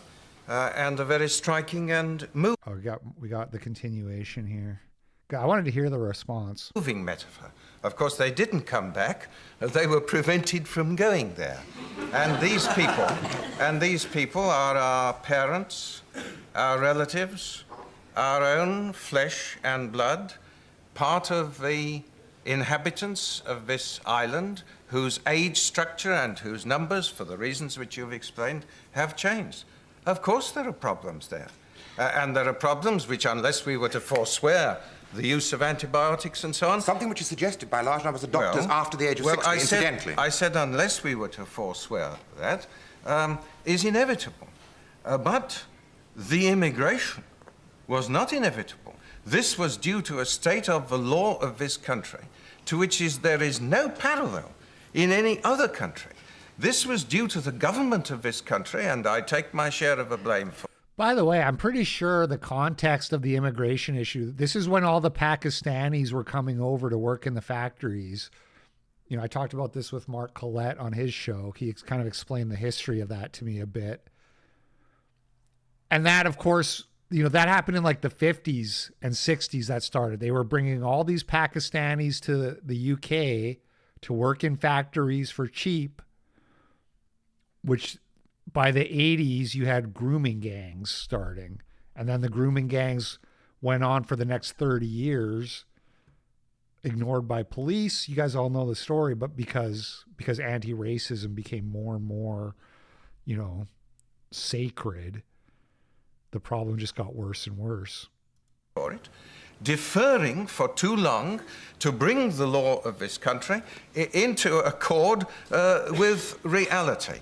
It is therefore something preventable in its growth and at any rate in part reversible, since unlike the land of the dead, a great majority of the immigrants here and their children born here are the citizens of their home countries. So there is at any rate that, along with other basic differences, the difference between something which is remediable or partly remediable and something which failing euthanasia and so on, is not. But I think I think, if I may say so, that the contrast which the metaphor imports is a very instructive one. Okay. Anyway, point being, nothing's changed. We just keep going around in circles with this same discourse decade after decade, and there's just not really anything we can do about it because we are impotent prole slaves at the whims of our overlords. So there's your white pill for the day. Meanwhile, Mayor Zoran Mamdani, mayor of New York, was getting criticized because he's opening these like government city-owned grocery stores and that are going to have like low prices, I guess operating at a loss probably. And in order to prevent people who aren't native New Yorkers from buying the cheap groceries, they're going to have some kind of ID system so that you can prove you're one of the people who's supposed to have access to the cheap groceries. And I'm sure you can imagine why this would raise some eyebrows from conservatives. How are you going to keep people from taking advantage of that, that deal, basically? And is there going to be a limit on the number of items that someone can take that are discounted at that level from that essential basket? So our RFP makes very clear that this is a program for New Yorkers to be able to put food on the table, not a program for people to be able to make a quick buck through. Cat Respecter sent $5 on Power Chat. Thank you, Cat Respecter. I'm going to pass it over to our EDC head, G Pack, to add some additional details. Yes, if you look at our RFP for the operator, we are looking to make sure that we target New Yorkers, whether it be at sort of a library card-esque, and also we manage who's buying and that is focused on everyday New Yorkers. So we are mindful of that. And so we're going to make sure that we have all the things. Sort of a library card-esque system, a way to identify papers, if you will. Show me your papers. So this is the big joke, of course, and it's related to voter ID and voter fraud, as I'm sure you've all deduced. This, people are too stupid to get IDs so they can vote, but they're expected to get IDs to buy their groceries. And I meant to mention this yesterday. The Spanish thing that we talked about, the Spanish migrant crisis. Spain had like 1.3 million illegals or something by their estimates in the country. And they created this amnesty program where these people could go and apply for amnesty and citizenship. And about 1 million applied. Right? So it's this, you have these people, they're foreigners, they're impoverished. They come to the country, they don't know the culture and all this. And yet, when you say, hey, we're going to give amnesty and a pathway to citizenship, they all figure out how to fill out the paperwork. 1 million of them, like 95% of them are like, okay, we're all going to form an orderly queue and apply for amnesty. And yet when you suggest that people should be able to have ID in order to vote, the Democrats say that you're racist and that's too much of a hardship for people. Hockey Brother Company sent $5 on YouTube. Disputation of Paris on Wikipedia. Very interesting. Thanks. I'm not going to look that up, but thank you for the $5. No refunds. Okay, in other e-drama news, Nick Fuentes' $100 a month group chats leaked where he admits to counter-signaling anti-Semitism to gain mainstream support. Quote, I've earned credibility with the institutions. Tim Pool likes me now. If I counter-signal anti-Semitism and earn credibility from the mainstream, that's the game. However, I think that I have actually positioned myself as still reasonable to the majority of people. Even though there's like a very loud group that feels betrayed because I just didn't keep doubling down and doubling down and doubling down on JQ like these other people, where it just gets more and more extreme and everything's the Jews and blah, blah. What I actually have done is earned credibility with the institutions, which is actually the strategic play. And what I mean by that is like somebody like Tim Pool really likes me now. And I know probably people don't like Tim Pool in here, but I think he is representative of kind of like maybe a mainstream demographic. And so it's like, if I can counter signal, like let's say the anti-Semites, our side or something a little bit, if I can differentiate myself and say, hey, I'm not on that train. I'm not a conspiratard. I'm not going to accept every Jewish conspiracy or blame literally everything on the Jews. If I could do that and hurt my credibility some with these guys, but earn credibility with more mainstream people, that's actually the real game. And I think I even said this last year. I think I said last year during the generational run, I said, I haven't really lost sight of things. During the generational run, I kind of told myself, like, I knew it would plateau eventually because it's like, for obvious. Will for 19 cent $5 on Rumble. Any idea what Murdoch crew is up to these days? I was a big fan back in the day. Hope you are having a good day, LP. Thank you. Yeah, check out Old Sterling. Because he did a Q&A with them. I think you have to go to his Rumble. I think it's not on his YouTube. But he did like a 3.5 hour Q&A with them like a year ago or something. And that's the latest update that I'm aware. I listened to it and I enjoyed it because those guys are just like fun. They're so real, They're like, they hate Kanye West, but they love Prince, and they're like talking about like smoking weed and stuff. Like it's not that I like smoking weed, but I like people who don't try to present as like the most based, pure, whatever, ideologically, like what, you know what I mean? Like, I just like people who are like real. And that's kind of why I was like another example of that is like woman propaganda, tweeting the picture of himself with the black chick. It's like here, like, yeah, that's, questionable. But this is a guy who is not like, I need to like pander to be the most based man alive. I'm just like a real person. And I like that. And that's how I felt about the Murdoch guys listening to their Q&A with Old Sterling. these reasons. You get censored again, which is basically what happened. And also, people lose interest. They're on to the next flavor of the month, personality, whatever. It happens. It's like, but I knew even then my goal was to break down some doors for myself and make some introductions, press the flesh, get on the shows, and be who I am, which is I think people meet me and they say, oh, he's like a likable, respectful guy. He's reasonable. He's willing to have the conversation.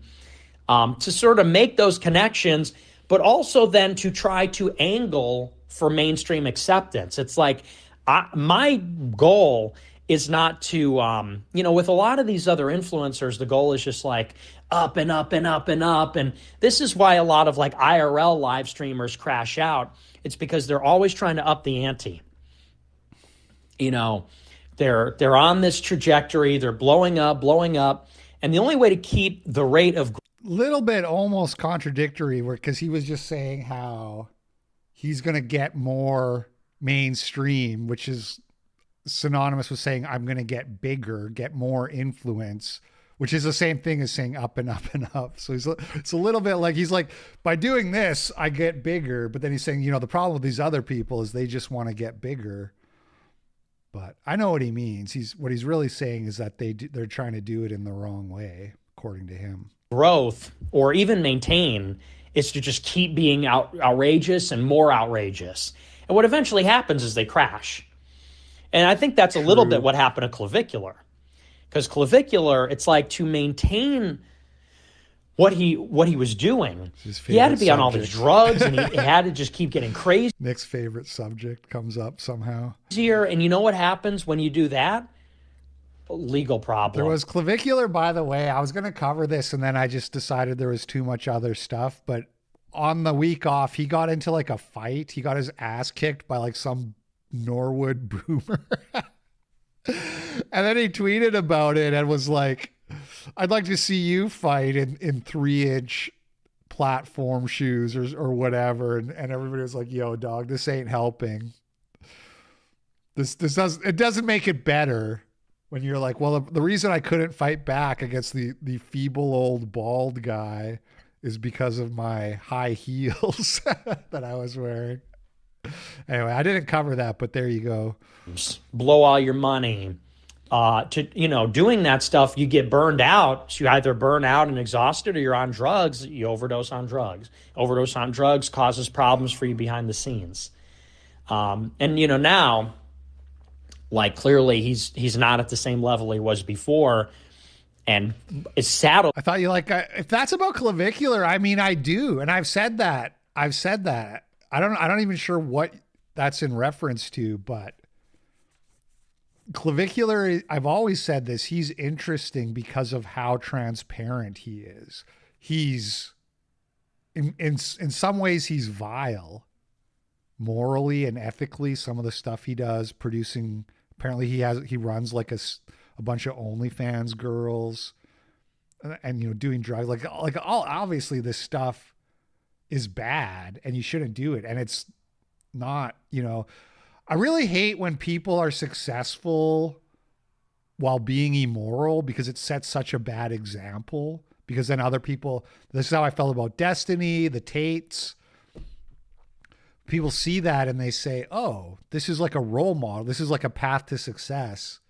So there's a lot about Clavicular I don't like, but what is interesting about him is that he is so transparent about everything he does. He's not trying to like put up this veneer of being respectable and,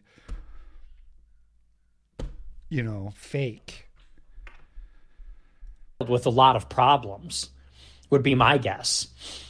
Legal problems and... Yeah, the Tates are still in custody trying to fight extradition, and it's not looking good. From what I understand, they're like, Marco Rubio, save us, and the Trump admin doesn't actually seem interested in saving them. And so they're probably going to get extradited to the UK, where they will spend the rest of their lives in jail, basically. So, and I predict Clavicular will meet a similar fate eventually. you live your life this way and maybe you get rich and famous, but the bill will probably come due. Maybe not. Some guys seem to get away with it, but probably you won't. Not necessarily that Clavicular is going to go to jail for rape, although that is extremely plausible.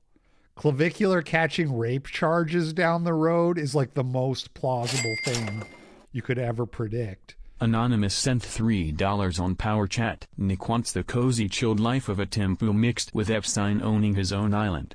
He is spiritually Jewish/black. Mask came off after Tucker interview. I disagree, actually. I'm still Team Nick. I still like Nick, and I'll explain why after we get to the end of this. But yeah. So Clavicular, like rape charges, whether he did or didn't, doesn't really matter. It matters morally, but you're going to go to jail either way. Unless you have really good proof otherwise. Drug overdose, car crash from being an alcohol. You know, I guess he doesn't drive himself anymore, which is probably smart. I guess that one's off the table. But anyway, I predict a bad end eventually for that guy. And some issues pertaining to the drug use and whatever. And so anyway, so when I was on the generational run a year ago, I was thinking like the real strategic goal, strategy is long-term thinking, is how do I bank this and make it so that like the permanent thing that I've achieved is the mainstream acceptance. It's like, because these things are cyclical and they come in waves. I had a big wave in 2025. I think I'll probably have another big wave in like 2028 when the next election is, because it's cyclical. Interest in politics, that sort of stuff. Okay. So I like this, to me, is a nothing burger. First of all, this is Nick giving this to his audience. He wouldn't say this if he was worried about it getting leaked. It's not. So that's the first thing, is like people always do this thing where it's like, haha, he's been exposed. And it's like, it's basically public. There's probably like 1,000 people in that group chat. You know what I mean? So it's basically public at that point. So anything you say is going to be potentially on the record. And what Nick is doing is something that, BAP has talked about. One of the things that BAP has talked about that I agree with, which is that you have different messages for different audiences. You have the message that you present to the mainstream normie audience, and you have the message that you present to your guys, and I'm the same way. Like when I'm here talking to the Copers, I'm very candid about everything. And I mean, I'm pretty candid in general, I guess, but like, maybe I'm not a good example, but Nick has always had this kind of Machiavellian streak in him that he's been open about with his own audience. And so, yeah, this has always been the play. Like this is not really anything he hasn't said before. Interestingly, there was a political article that came out, and this is really the thing. The proof is in the pudding. Nick's strategy, not only has he espoused this strategy for years and years, it seems to be paying off. There's this article in Political just the other day, yesterday or the day before, where they interviewed a bunch of like mid-level Republicans or some congressmen or whoever. They're always like anonymous in these articles, which is why you take it with a grain of salt. But these guys say, we can't find young talent that aren't groypers. And it's like a serious problem. We're trying to find interns and people to work on our campaigns, and they're all groypers, and we can't. And I was thinking, this is something funny that occurred to me when I heard this story. But I was kind of thinking, like, we know demographically the younger people are browner than right? The reason America is still like 60% white is because the boomers are like 85% white. So when you look at younger, and if you go to an elementary school, bring your binoculars from across the road, look at the kids on the playground at the elementary school, and you'll see maybe it's 50% white, but maybe not. Maybe it's anyway. So when I heard this story, the political story about how all the young talent is groypers, my first thought was like, well, why don't they just get brown people? And then I remembered, oh yeah, groypers are brown. And that's funny because everybody says that's like a weakness of the groyper. But maybe it was a strength all along. Maybe that was inoculation against, we're just going to go around your white identitarianism by hiring brown people. But the browns are all groypers too. I'm being a little bit tongue in cheek because going to AFPAC, it's like 95% white people, but that's something people love to say is that the groypers are all brown. So that's just kind of a little bit of funniness, you know. And as I was saying, you know, these stories, they use anonymous sources. And so you should take it with a grain of salt. And is it really that bad? Or is this like a left-wing media smear to try to paint the Republican Party as being infiltrated by literal Nazis? You never know. But the more these stories come out, the more real it feels. Like this is a thing, that young Republicans are groypers, and these are guys who get it, man. These are racially conscious white men. This is why I'm not anti-Nick. That's why I don't like get bent out of shape over his jokes or whatever he might say. I'll criticize it, but I'm not like, fuck this Mexican, he's dead to me. Because I think he's doing something good, man. You know, I had a brief conversation with Handsome Truth where he wanted me to call into his show, and he was like saying, like, who do you think's really going to save America, Nick Fuentes or Thomas Russo? And I was like, I don't know, man. Like, if you're talking about total Aryan victory, then I think Thomas Russo is the only, you know, out of the two. Like, Nick's not really trying to do that. But Nick is taking a more pragmatic approach to try to improve America. And it's totally plausible to me that he will be more successful in the long run. So, you know, but I like both guys. It's not, for me, it's like, let both guys do their thing. And I don't like that Nick shits on Patriot Front. I don't think that's necessary or helpful. Again, there's a lot of things I criticize him about, but the proof is in the pudding. If he's actually taking over the GOP, and these are young guys who are JQ pilled and they're race realists, that can't really be the worst thing. So that's my 2 cents on my current stance on Nick.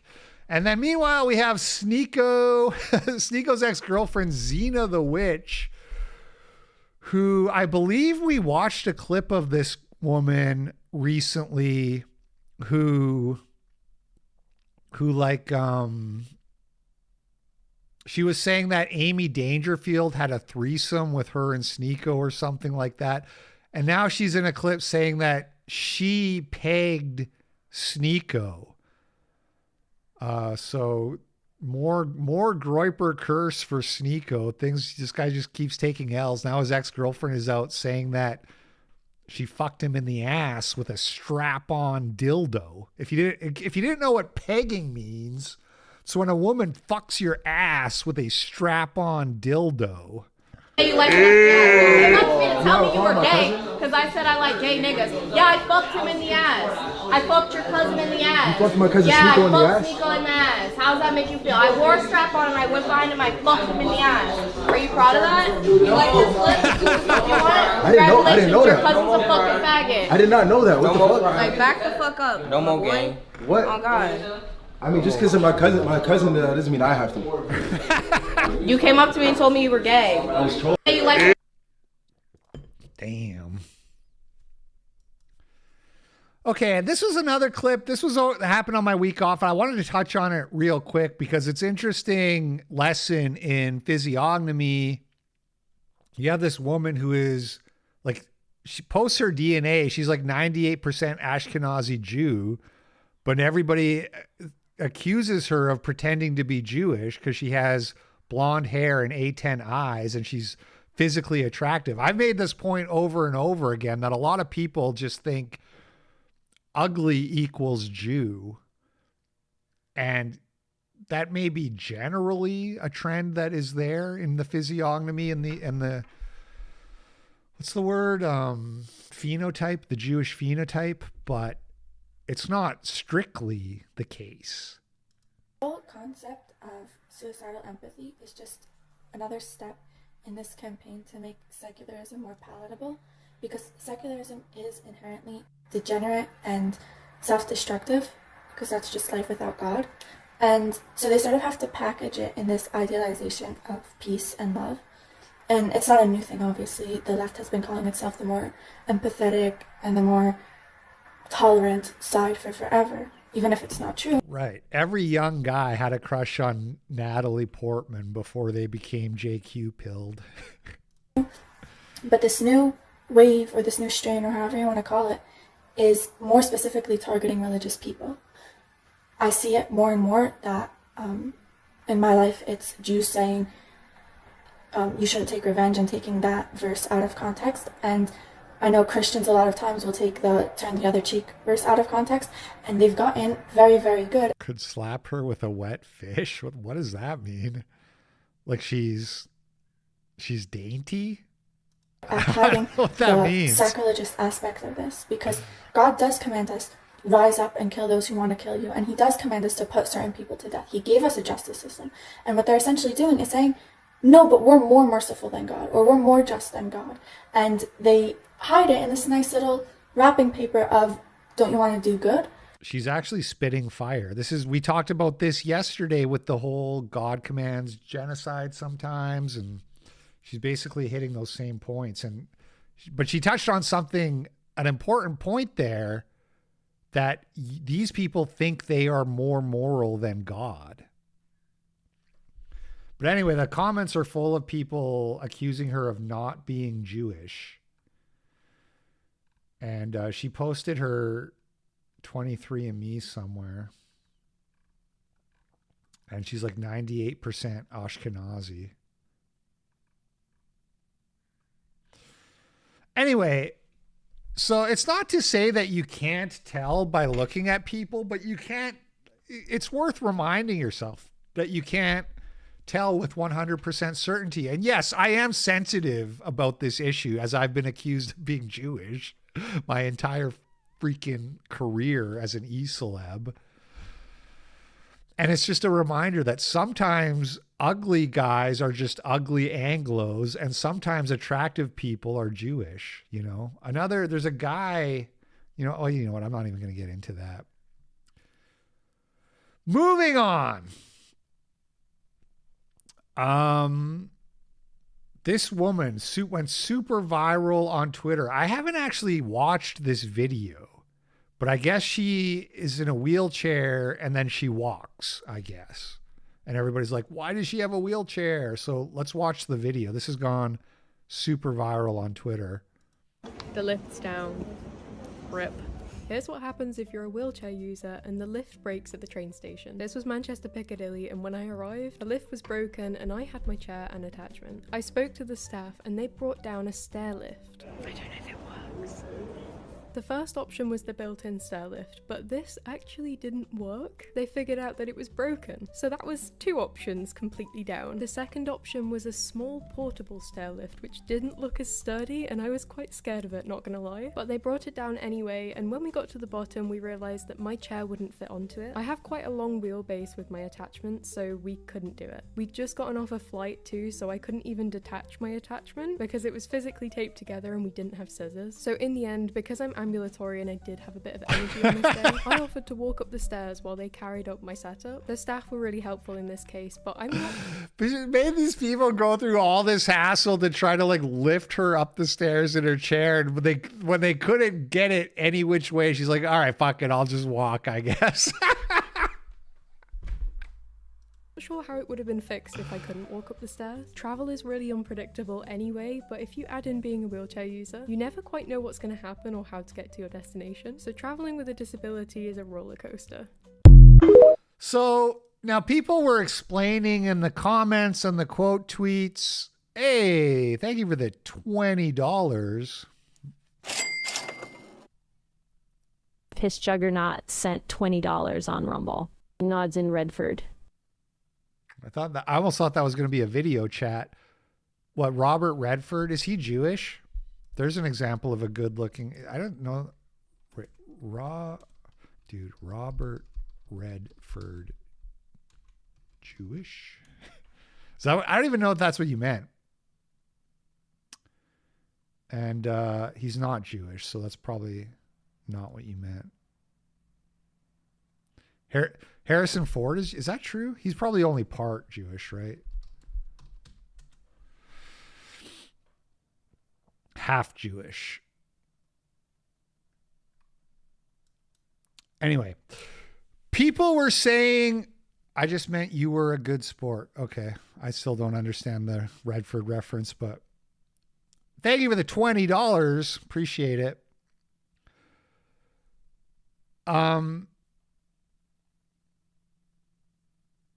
People were saying that, you know, she has some kind of condition where it's like she can walk a little bit, but she gets super tired when she does it.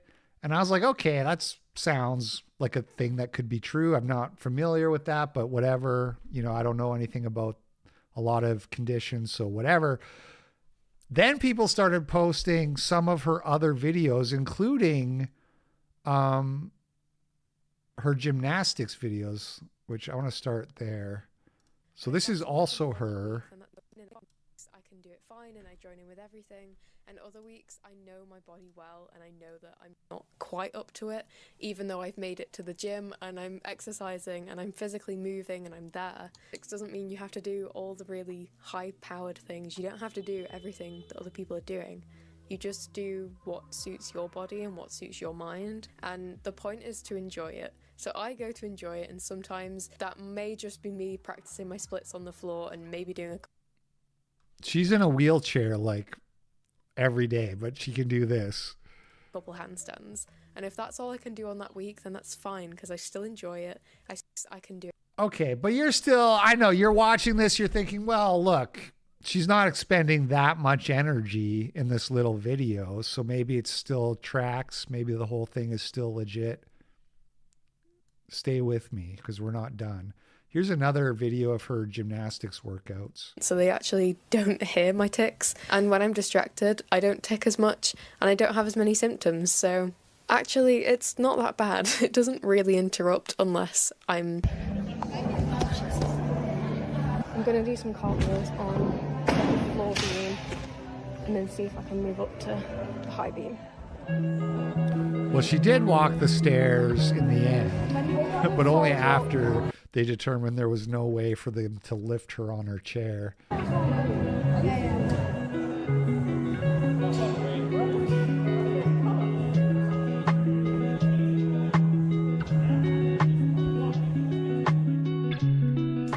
Doing gymnastics doesn't mean you have to do all the really high-powered things. You don't have to do everything that other people are doing.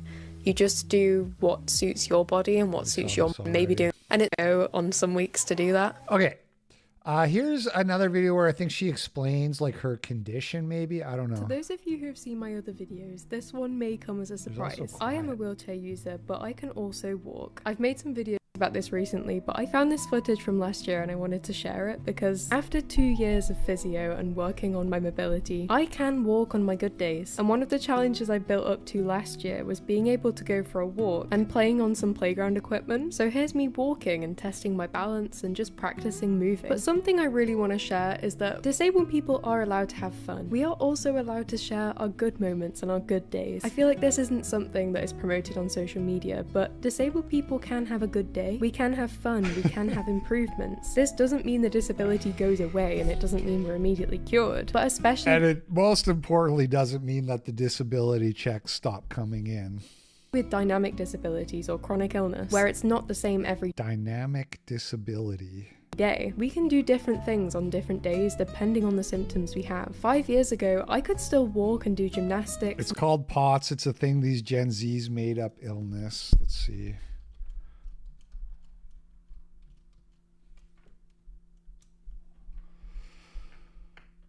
Postural orthostatic tachycardia syndrome.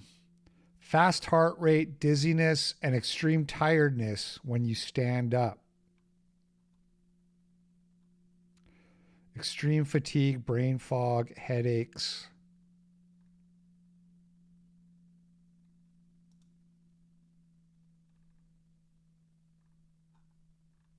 Okay.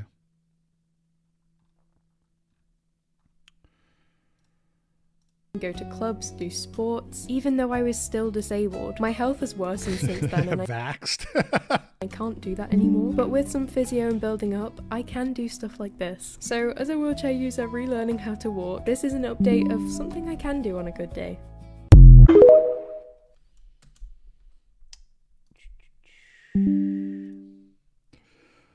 Okay, now look, if you stop there, if you were to show me all of that and stop there, I'd be like, okay, well, probably she has like some real symptoms that make it hard for her to walk sometimes.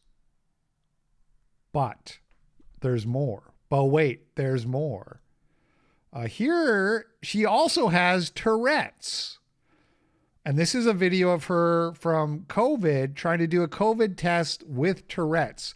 Now, if you watched my video, Fake Disorder Cringe, you'll know that Tourette's, there was a big problem back in 2019, which is when I think my video came out, or maybe it was 2020. I think it was 2019 where I made that video. And a lot of people, a lot of young adolescent girls on TikTok were faking Tourette's. It was like a trend. And then when the trend got exposed and everybody was like, this is fake and these people are cringe, it kind of went away. Apparently she was one of these people. This is her doing a COVID test with Tourette's.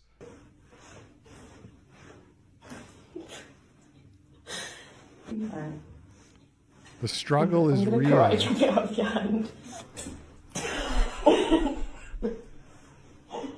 This is like this is the kind of footage that would have gone in my video at the time. Guys. MC Chris sent $3 on Power Chat. Hey, I watched your video about me. Are your DMs open on Twitter? I'd like to do a follow-up. Thanks. Peace out. My DMs are open if you're verified. There's no way that's the real MC Chris. But yeah, I would 100% do an interview with MC Chris. And so on the 0.1% chance that that's real, if you have premium Twitter with a blue check mark, you can DM me. Otherwise, you can email me at lporiginalg@gmail.com.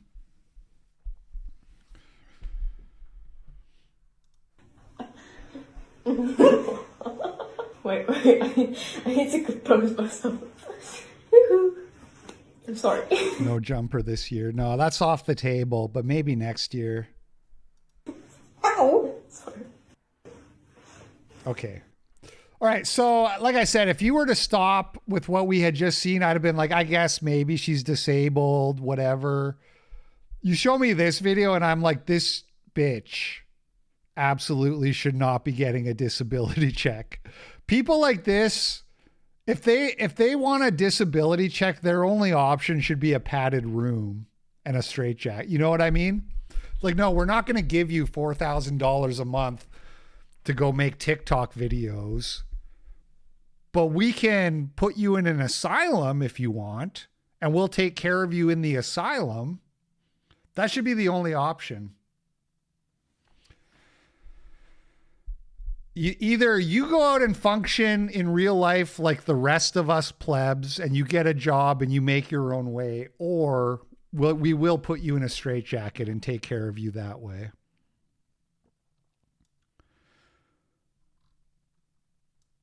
I started recording because I felt symptoms starting.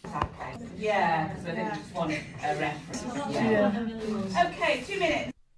Disability, I mean, it depends. If you're military, the disability seems to be pretty decent. But it's also, well, and also the thing with military is you're allowed, you're allowed to work and make money and still get your full disability, which is kind of crazy. But I don't know about this. I don't know about like this, like I'm in a wheelchair. How much do you get for being in a wheelchair, but you're not military and you're in the UK? I don't know. But again, there's so many ways now to make money under the table, right? When on all the time you have freed up from not having a job, it's probably a pretty good deal for most people to get that disability check. Most plebs, you know, when you see somebody working in a gas station or at Target, they'd probably would take the disability check and give up their retail job and then find some hustle where they can make money Chuck under the table. Steak sent $3 on Power Chat, getting people to carry you up the stairs then proceeding to do a backflip while screaming the N-word is a total power move. Respect. She didn't say that in the Tourette's video, did she? That would be kind of cool. What is happening here? Seizures and fainting in class. So she also has seizures and fainting, which could just be part of the POTS, I guess. I'm just out of it. I'm either gonna faint or have a seizure. I don't know. I feel droopy. I have no idea.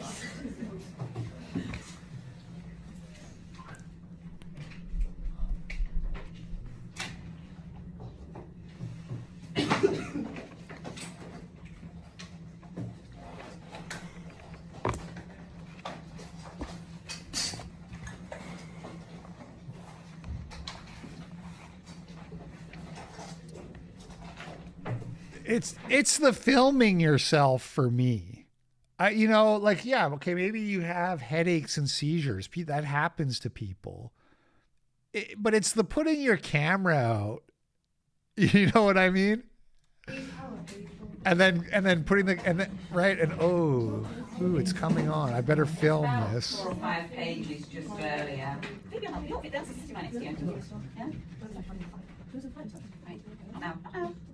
Looks super legit. Look, she can't even hold her book open.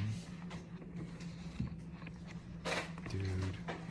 He's not taking a shame. That's filming. That's more to the point. If she has sons, she'll tune them out. Very accurate, astute, and correct. Then, Zach, you read it to us. We can hardly scratch the identity presented. So that invading his This face. video's too long, but you get the idea. Oh, she's going down. I came out of this faint and went straight into another.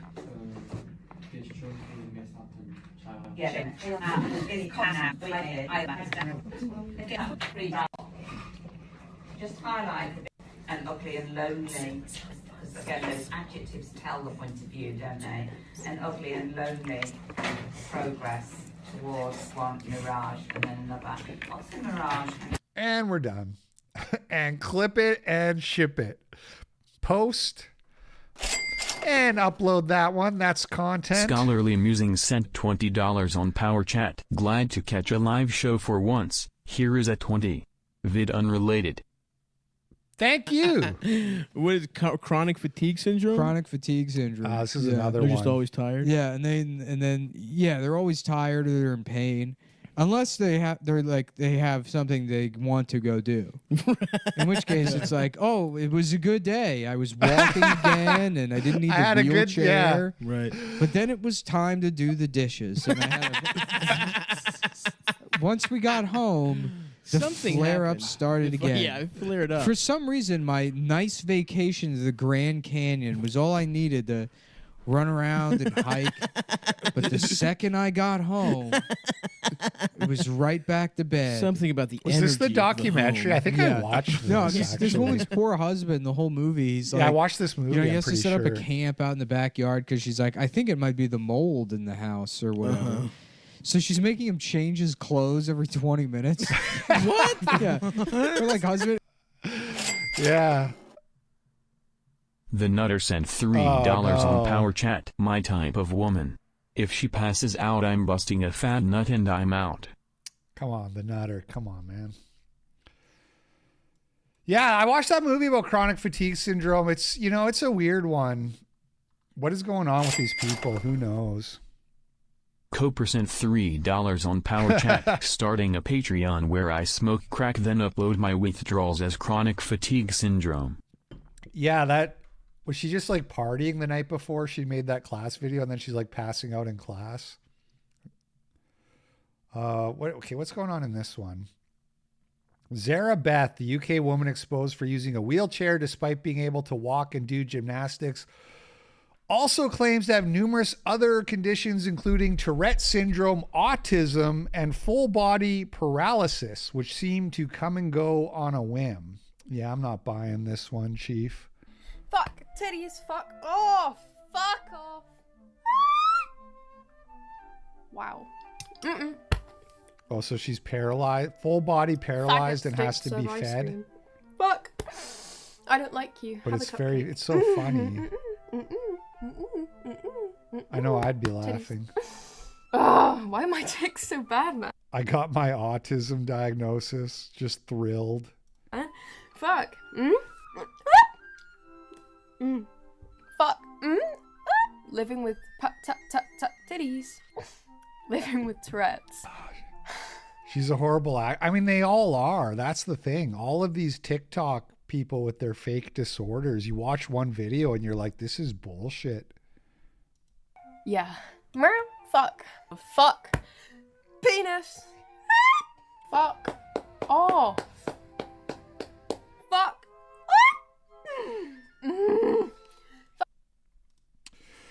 Speaking of MC Chris interview, that reminds me, I was kind of thinking I should get Tom Hennessy to call in for The Nutter show. sent $3 on Power Chat. Full body paralysis.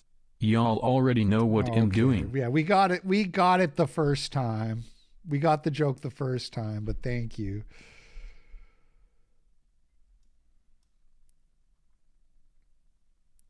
And so those are our main stories. I got there's the bearing quartering thing. Jeez, it's already 2.5 hours. The problem is I got so much stuff I need to get done, but maybe we'll do it. Let's see. Prominent transgender influencer has been arrested in Georgia on charges of aggravated child molestation, sodomy, and sexual battery involving a minor under 16. Sydney Star has been featured on multiple popular reality TV shows and has used his platform to advocate for trans-identified males to be able to use women's facilities. Star has been booked as a male by the Hapville Police Department. Based? Love and hip hop star Sydney Star, known as Sydney Favors, is a child, according to I pushed the dial and it muted there. I didn't even know I could do that. Georgia court records viewed by Oxygen. Star has been charged with sexual battery against a child under the age of 16, aggravated child molestation, and sodomy. Star is a transgender model and TV personality who appeared on Season 9 of Love and Hip Hop New York. According to a press release from the Hateful Police Department, she was arrested on August 2nd after police were called to an embassy. The Hateful Police Department booked her as a male.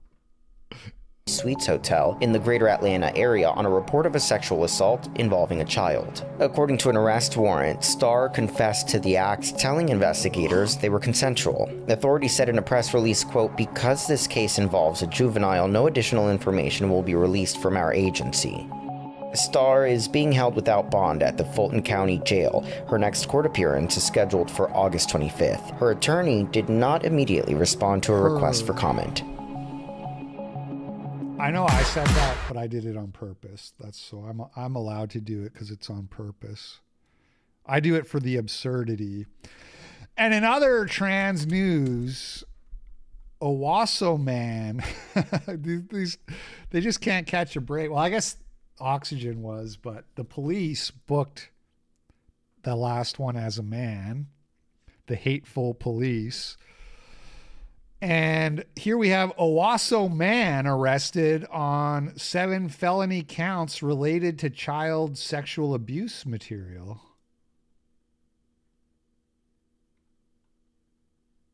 An Owasso man is behind bars tonight facing multiple charges related to child sexual abuse material. According to the Oklahoma State Bureau of Investigation, 54-year-old Jason Dean Poldoris was arrested following a months-long investigation. The case started when the National Center for Missing and Exploited Children received multiple cyber tips about possible child sexual abuse material. Court documents show that he had accumulated 20 cyber tips against him. And 12 hours, maybe on GTA 6 release day.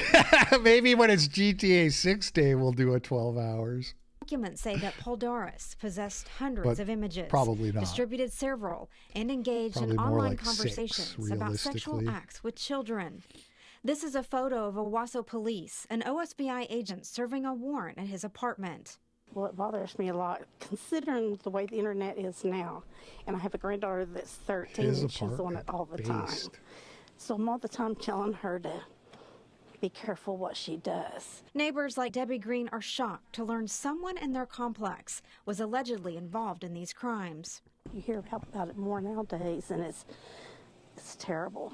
I used to post pictures of my grandkids on the internet until I found out that they can upload them like that and then do what they want with them. So it's sad. Our kids are being victimized all the time. On July 30th, Tulsa County District Court issued a felony warrant for Poldoris on 7 counts related to child sexual abuse material. The next day, he was arrested and booked into Tulsa County Jail on a $1.5 million bond. Green says she is so grateful to investigators who work so hard to keep our children safe. Thank you so much for your hard work. There's a lot of people that really appreciate it out here. Moms, dads, grandparents, aunts, and uncles. So the investigation involved multiple agencies, including the Owasso Police Department, the Oklahoma Highway Patrol, and law enforcement agencies in California.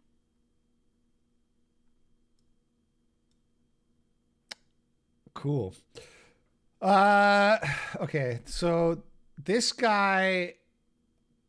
judge sentenced the father of Colt Gray to 15 years in prison. Again, this happened July 30th, so this is kind of an older story, but I wanted to touch on this too because this is this thing we're seeing where now we're sending white parents to jail if their kids do a mass shooting or whatever. That's how it starts. And again, this is a thing that so far has only been applied to white people, although they've threatened black people with the teen takeover stuff, but they haven't actually done anything. But so this guy's kid did a mass shooting, and they sentenced him, the father, who did not commit any crime, to 15 years in prison. It matters that you didn't seek to harm anyone. It matters that you didn't pull a trigger.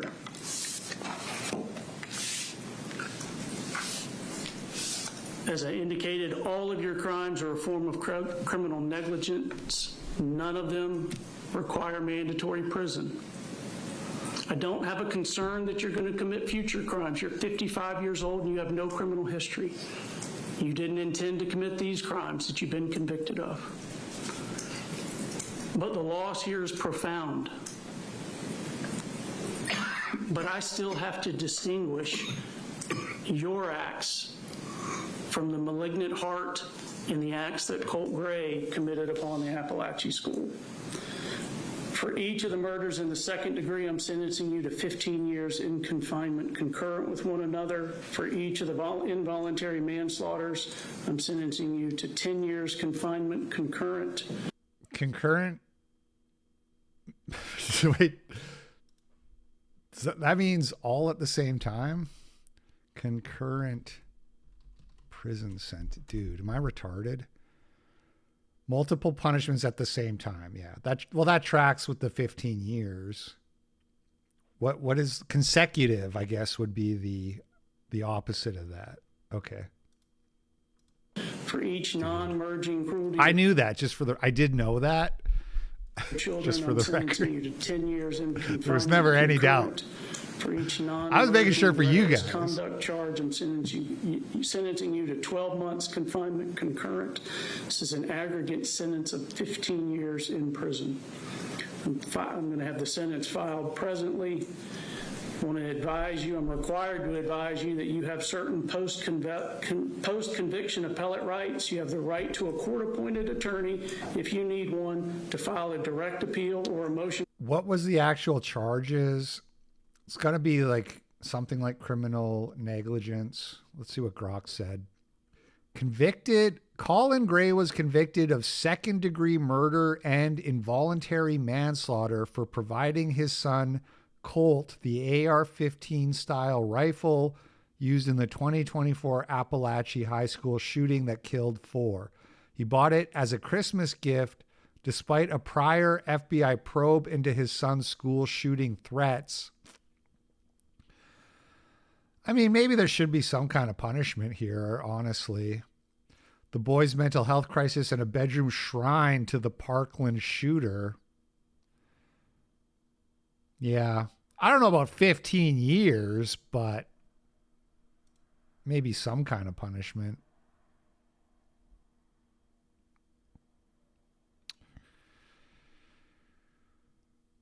Repeat offender allegedly kills man over parking space hours after jail release. Look at this guy. Talk about soulless eyes, just dead eyes. Released from prison and killed somebody over a parking space within hours. A convicted criminal, North Carolina, with a long rap sheet, multiple prior arrests, now accused of a new murder and other gun charges. Didn't take long either. It happened about 90 minutes after he was released on bond for a different offense. Look at the mugshots, dude. And police say he got in an argument with 2 people in Charlotte last week, lay in wait for them and shot them. 1 person dead, the other injured. A convicted.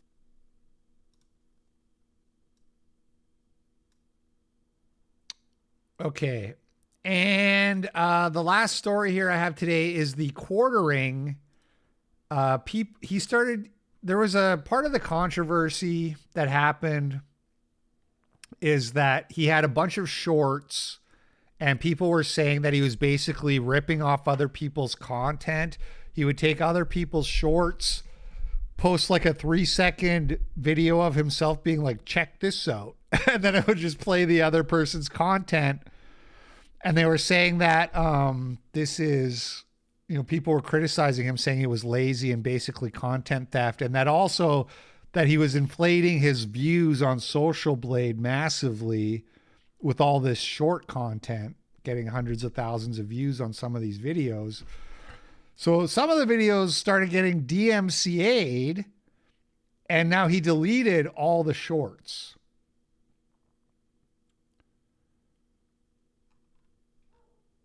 From his channels, apparently. And Bering, who was co-hosts of a podcast with the quartering, put out a video recently called The Quartering, A Bad Internet Friend Responds. And I thought we could check this out because it's only 15 minutes. It's not like that 2-hour Tucker interview.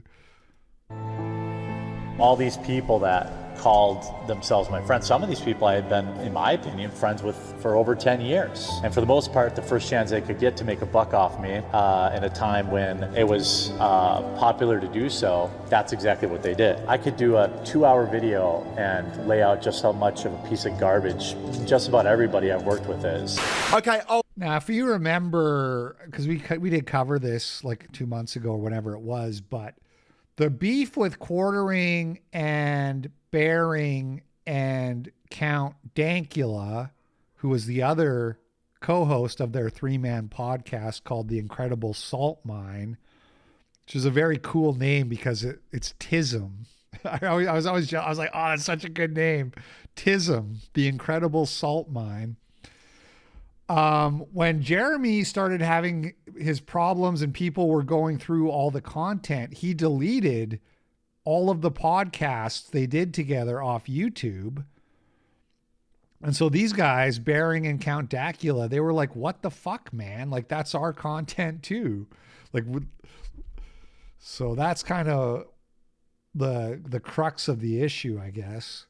bite. He's talking about me in a very passive-aggressive, womanly fashion. So the quartering drama continues. Now, I've only made one video about this whole thing. I've largely stayed out. I've kind of lost interest. I couldn't really give a fuck. The guy fucked up, and he's getting his licks. Surprise, fucking prize. Now, if you've got no idea what I'm talking about, you should watch this video. I think I did a pretty good job breaking down, like, the initial drama. Now, since then, the only major thing that's happened from my point of view is he sneakily deleted a podcast I did with him and Count Dankula. He did it to try and kind of reduce the heat he was getting, I suppose. But 7 or 8 years of this podcast, right, just down the drain, just deleted. But he tried to blame me for it for some reason. Like he was saying, oh, thanks, Barry, good friend. We've obviously been false flagged and this is your fault. Good. Dude, this is why everybody thinks he's an alcoholic, because it's like you got to have some kind of mush brain to think that that's going to work.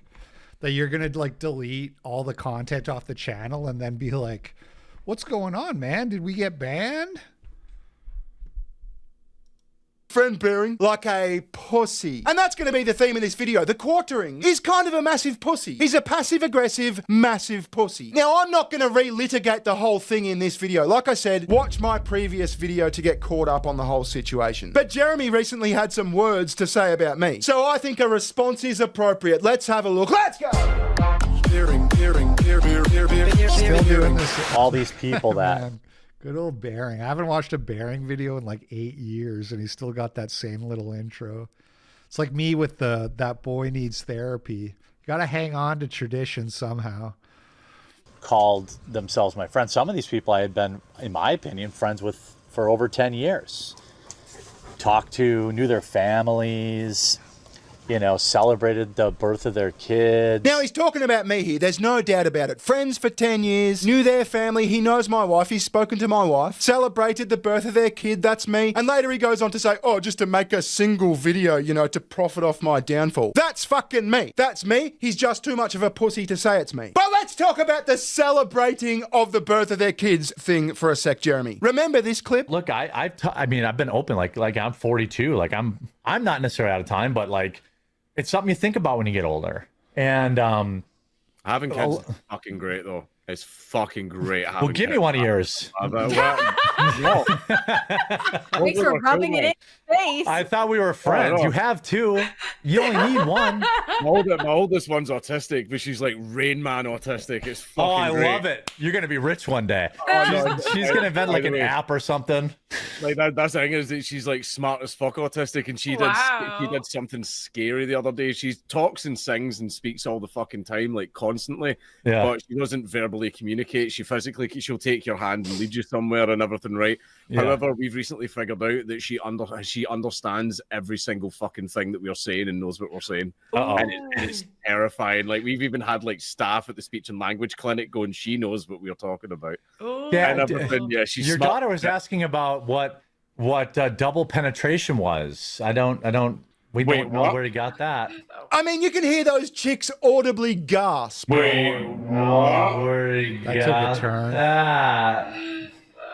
So let's just break down what just happened. Dankula, Jeremy's dear friend of 10 years. And by the way, Dankula's going to fucking hate. I mean, he's probably going to hate that I've brought him up here. He doesn't like drama, but I'm sure he'll forgive me. Please forgive me, Dank. But Dankula is describing how proud he is of his non-verbal autistic daughter for making the progress that she's made. And you can see it on Dankula's face. He's so fucking proud. His face lights up when he's describing this. And I know the feeling. I can relate. I've never told anyone on the internet this except for Dankula. I mean, there's never been a reason to. But when Dankula describes his daughter, he could be describing my daughter. My daughter is autistic, ASD level 3, mostly non-verbal. She's incredibly smart and outgoing and one of the happiest kids you'll ever meet. But yeah, ASD level 3, mostly non-verbal. She's 6 years old. She's in intensive speech therapy and occupational therapy, and she's making really good progress. And when you have a kid that faces challenges like that, when they make progress, when they make some progress, you are honestly, like it's indescribable, the fucking pride that you feel. And that's what you can see on Dankula's face. Like, as I said, my daughter is 6 years old. She's probably got the verbal capabilities of like a 3-year-old, say a 3.5-year-old. She just started saying, I love you, daddy, in the last like year. You know what I mean? So when they make these steps, it's such a good moment. And he's portraying this pride to his dear friend of 10 years. And what does Jeremy fucking say? Oh, she was asking me about double penetration. You realize you're a fucking prick, right? Like if one of my friends said that to my face, they'd probably get a fucking backhander. Now, yeah, again, This is more like mush brained. Like what's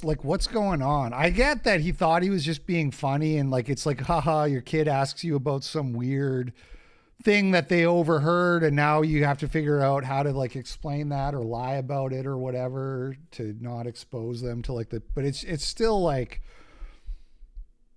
it's just so socially awkward that a well-adjusted person who was thinking clearly would know that that's a weird thing to say at that exact moment.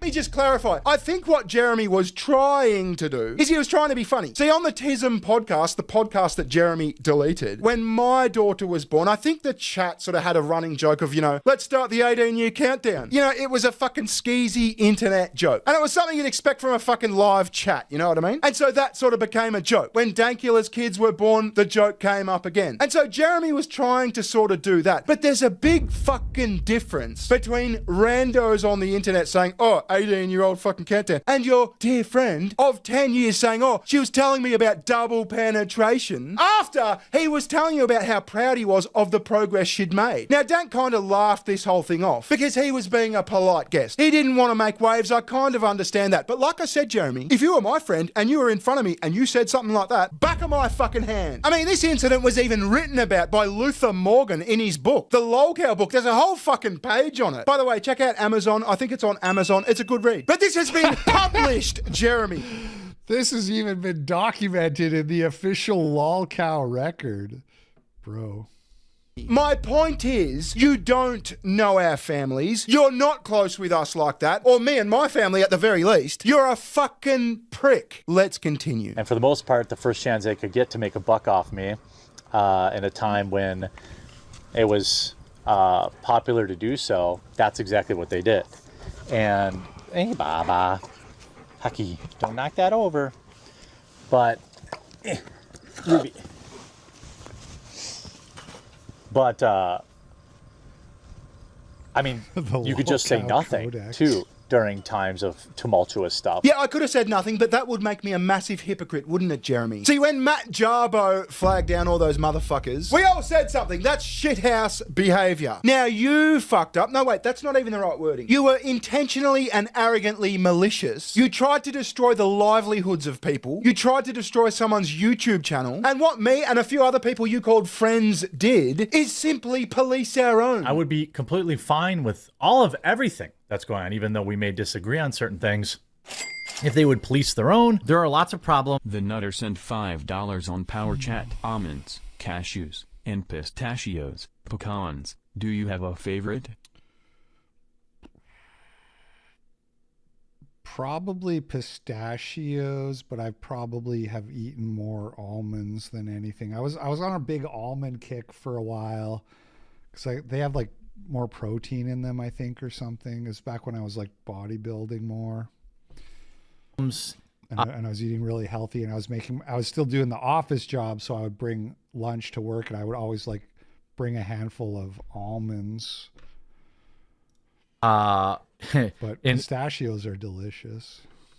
Each community, and nobody ever really wants to seem to police their own. They have shown that they won't police their own. So rather than police their own, they don't police their own, meaning they don't get bad faith actors out of their... I do not like pecan pie. Let me stop you right there.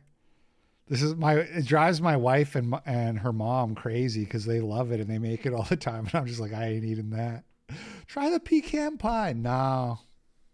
How about you make some pumpkin pie, ladies? You know what I'm saying? A little pumpkin pie with some whipped cream.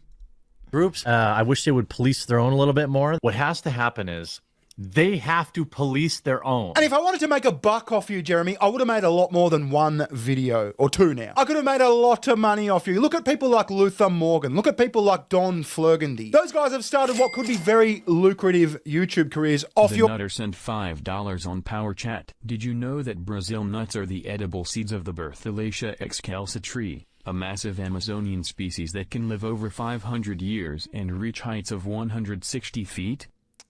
No, I wouldn't say I knew that exactly. Thank you for the $5, the Nutter. I like the new version of the Nutter where he just talks about actual literal nuts. I'm liking this new you. There was a trivia question that, because I bought this trivia game like on the road for the trip and we played it a little bit. And there was some question about some seed that, or some nut that's actually a seed that grows in tropical trees. I can't remember what it was.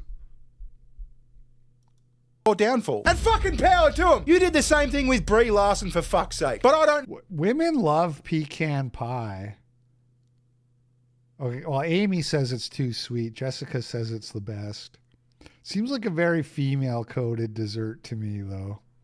No, if it's this like pulling up the ladder sort of thing. But like I said, you've become arrogant and a prick. I was thinking about it just after all this happened, right? And I think your fucking problem is that you've developed what I call media company syndrome. See, you had a YouTube channel and you got very successful. You got like 1 million subscribers. You got 2 million subscribers. You got a fuckload of views. And all of that happened because you were relatable. See, a lot of people post quartering drama ask me, what did anyone ever fucking see in Jeremy? And the answer is, you were relatable. You were just a fat guy from fucking Wisconsin. You played with cards, you bitched about movies, that sort of thing. You were just some guy in his spare bedroom talking shit. Just like the rest of us. Just like the Keno Casino. Just like Yellow Flash. Just like Camelot. Pecan pie sun or pumpkin. I mean, I'm always picking the sun, basically. People do this thing. Well, they see gay son, thought daughter, and then you say, well, give me the thought daughter because at least I can have grandkids, which is a little bit different and a little bit more defensible, I guess. But in general, I just would rather have a son than a daughter. So there's a big bias there in those things.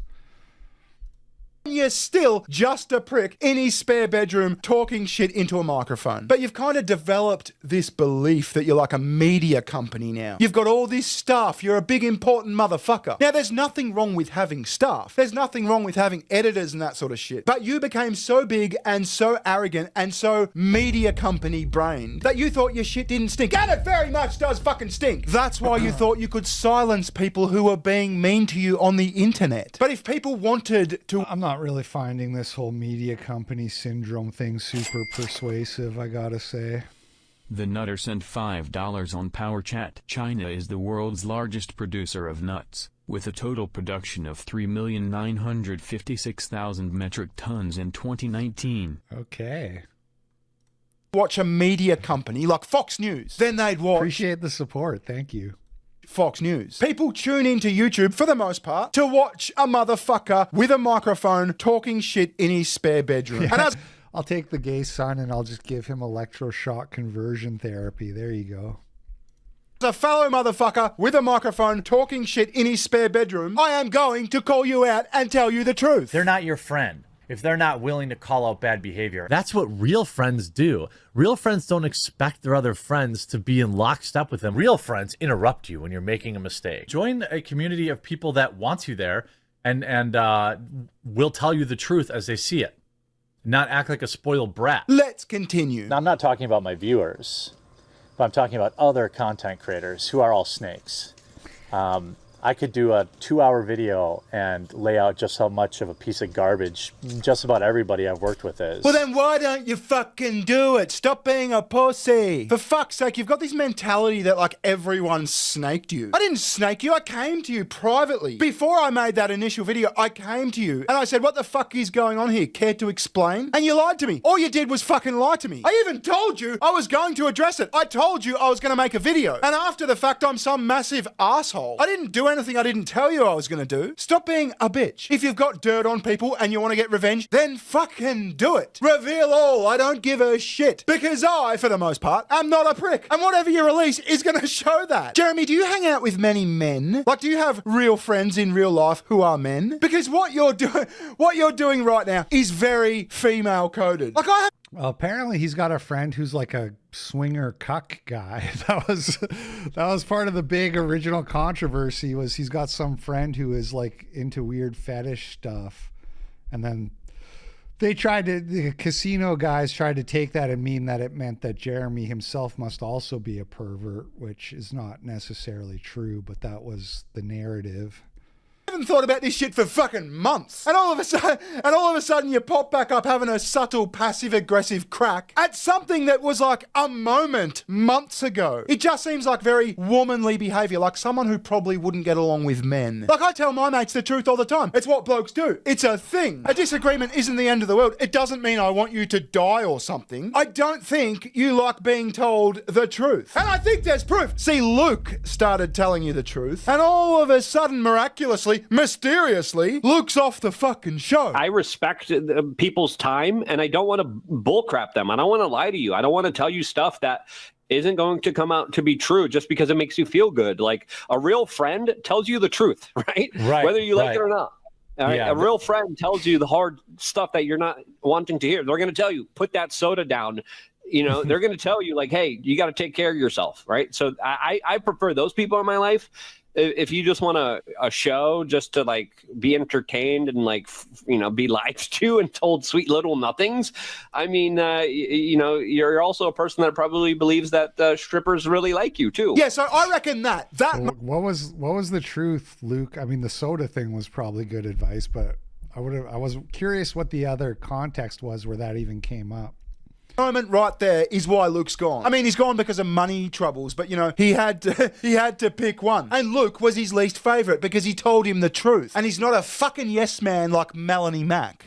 Like literally, she's a yes man or a yes woman. All she does is say, that's good, Jeremy. This reminds me of somebody who I tried to tell the truth in private and they spurged out and blocked me. It was just that one day, and I think it might have been that I just hadn't eaten anything. And then I ended up getting anxiety about it, which made it worse. And but other than that, that was over a week ago now. So this week has been good. I survived a bachelor party. I did have a few of the ladies' White Claws. She's an annoying woman who turns up because you pay her $500 a fucking episode or something. I mean, Luke really hit the nail on the head with the thinking strippers like $500 per show. Imagine if Rumble gave me a contract, dude. The amount of money these people make, and all they're doing is pushing slop. Look, I push a little slop too, but that's not the point. The point is I need the money. Chris Pavlovsky, if you can hear me. They gave fucking Revenge of the Sis a deal too. Chris Pavlovsky, if you can hear me, it's time for the Hypocrite on the front page every day deal. Your thing. It's basically what's People will just watch whatever you put in front of them. I got put on the front page of Rumble twice, like 3 years ago, and both times the stream had like 3,000 people watching, which is not like, you know, the Quartering probably has more people than that who watch his show on the day. I don't know about Revenge of the Sis necessarily. I don't know what kind of numbers those guys are pulling, but it's way more than I would normally pull, right? So the point is it makes a big difference. It makes a really big difference when they only at the top of the page, though. I'm talking about when they put you at the top of the page. Going on. Now, there was also this little number about a month ago. I saw a clip on Twitter. I thought, that's fucking me. He's talking about me. I couldn't be fucked responding, but we're here now. Let's do it. Now, you could talk about certain quote unquote internet friends that I thought I had over the years that were willing to turn on you for $100. Jeremy, it wasn't $100. It was $735 and 79. 99K views. Pretty good. Be cool if my videos got more than 5K views each. Dude, that's pretty good. $735, 99K views. How long is this video? I need to see the reach tab. Hey, thank you, Sneed Man. Let's see. I'm going to compare this to Why I'm a Racist, because I made about $600 and some on that one. Let's see. Videos. There's so many videos now because of the clips. How do you search? Can't search. Let's see. 358 videos on the channel. That's crazy. I know what to do.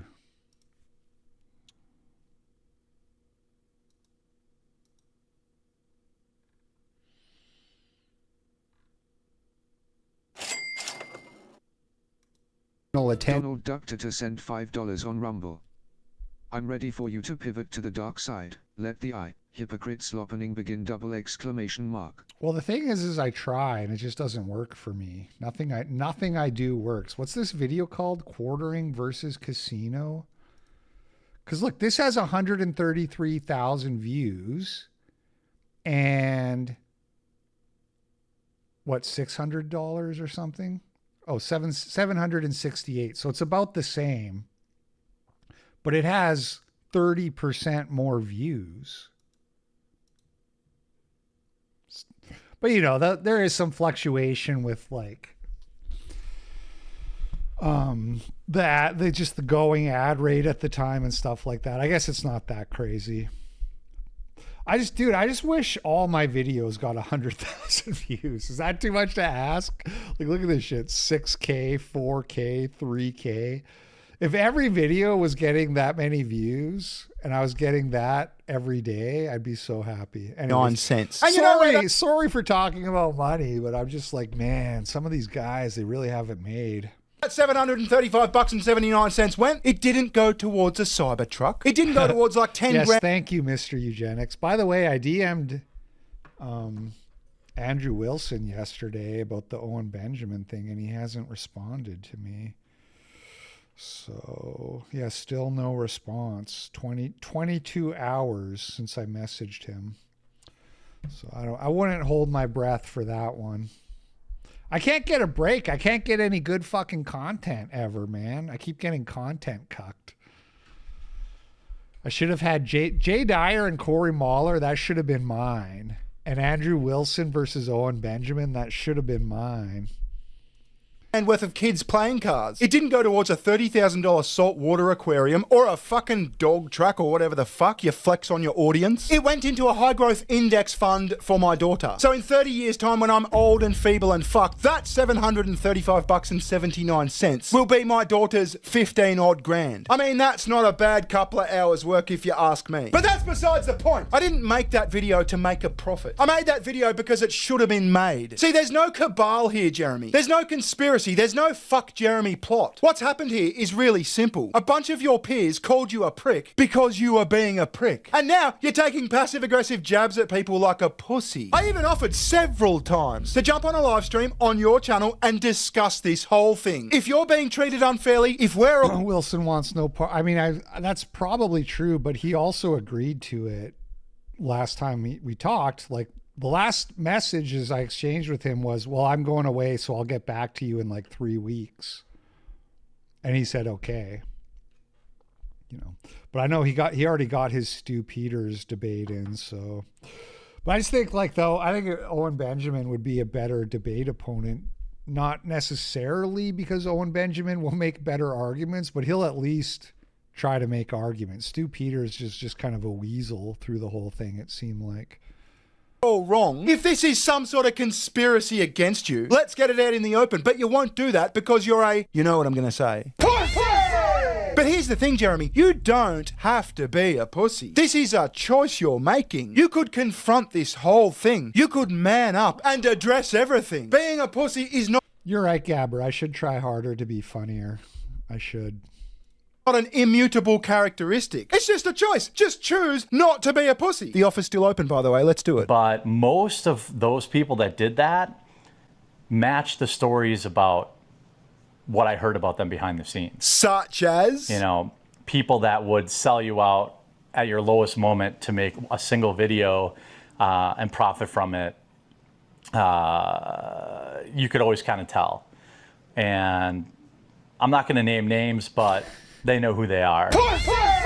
Wait, so you're telling me that you could always tell that I was like some massive asshole and you just never did anything about it? I think that is pathetic, Cope. You just don't like being confronted with the truth and now you're all salty about it. You're on your period. If you want to be like internet enemies, Jeremy, that's fine. I got no problem with having internet enemies. It's actually quite profitable. The retarded feminists of like the mid-2010s basically paid off my mortgage. But you know what's really fucking sad, man? At least the retarded feminists had the nutsack to say my name. Anyway, that's about me done. Thank you very much for watching. If you have any comments, leave them down below or at my Twitter. It's at bear_ing. All right, I'll catch you later. Ta-ta. Bye-bye. Okay, and that is going to be the show. Look at that, another 3 hours. And me with so much stuff to do to get caught up, to get back to the point where I actually have time to post Twitter shit posts. I don't know. I'm not going to, we don't need to be so harsh towards Andrew Wilson. I actually don't think he's that bad, but we'll see. Honestly, if he doesn't want to do it, it's kind of whatever, but hopefully he does. We'll see. It'd be good content. I just need some good content, man. I need some real shit. Maybe I should just hit up Corey and Woe to do another Q&A. I've been thinking about doing that too. That's not like the most exciting content, but at least it's something. Okay. You guys have a good day. I'll be back on Thursday with another episode of the Daily Cope. Thank you for watching. I appreciate it. I especially appreciate the people who sent in the donos today, keeping the lights on. Thank you for that. You guys enjoy the next couple of days. I'll catch you on the flip side. Peace out.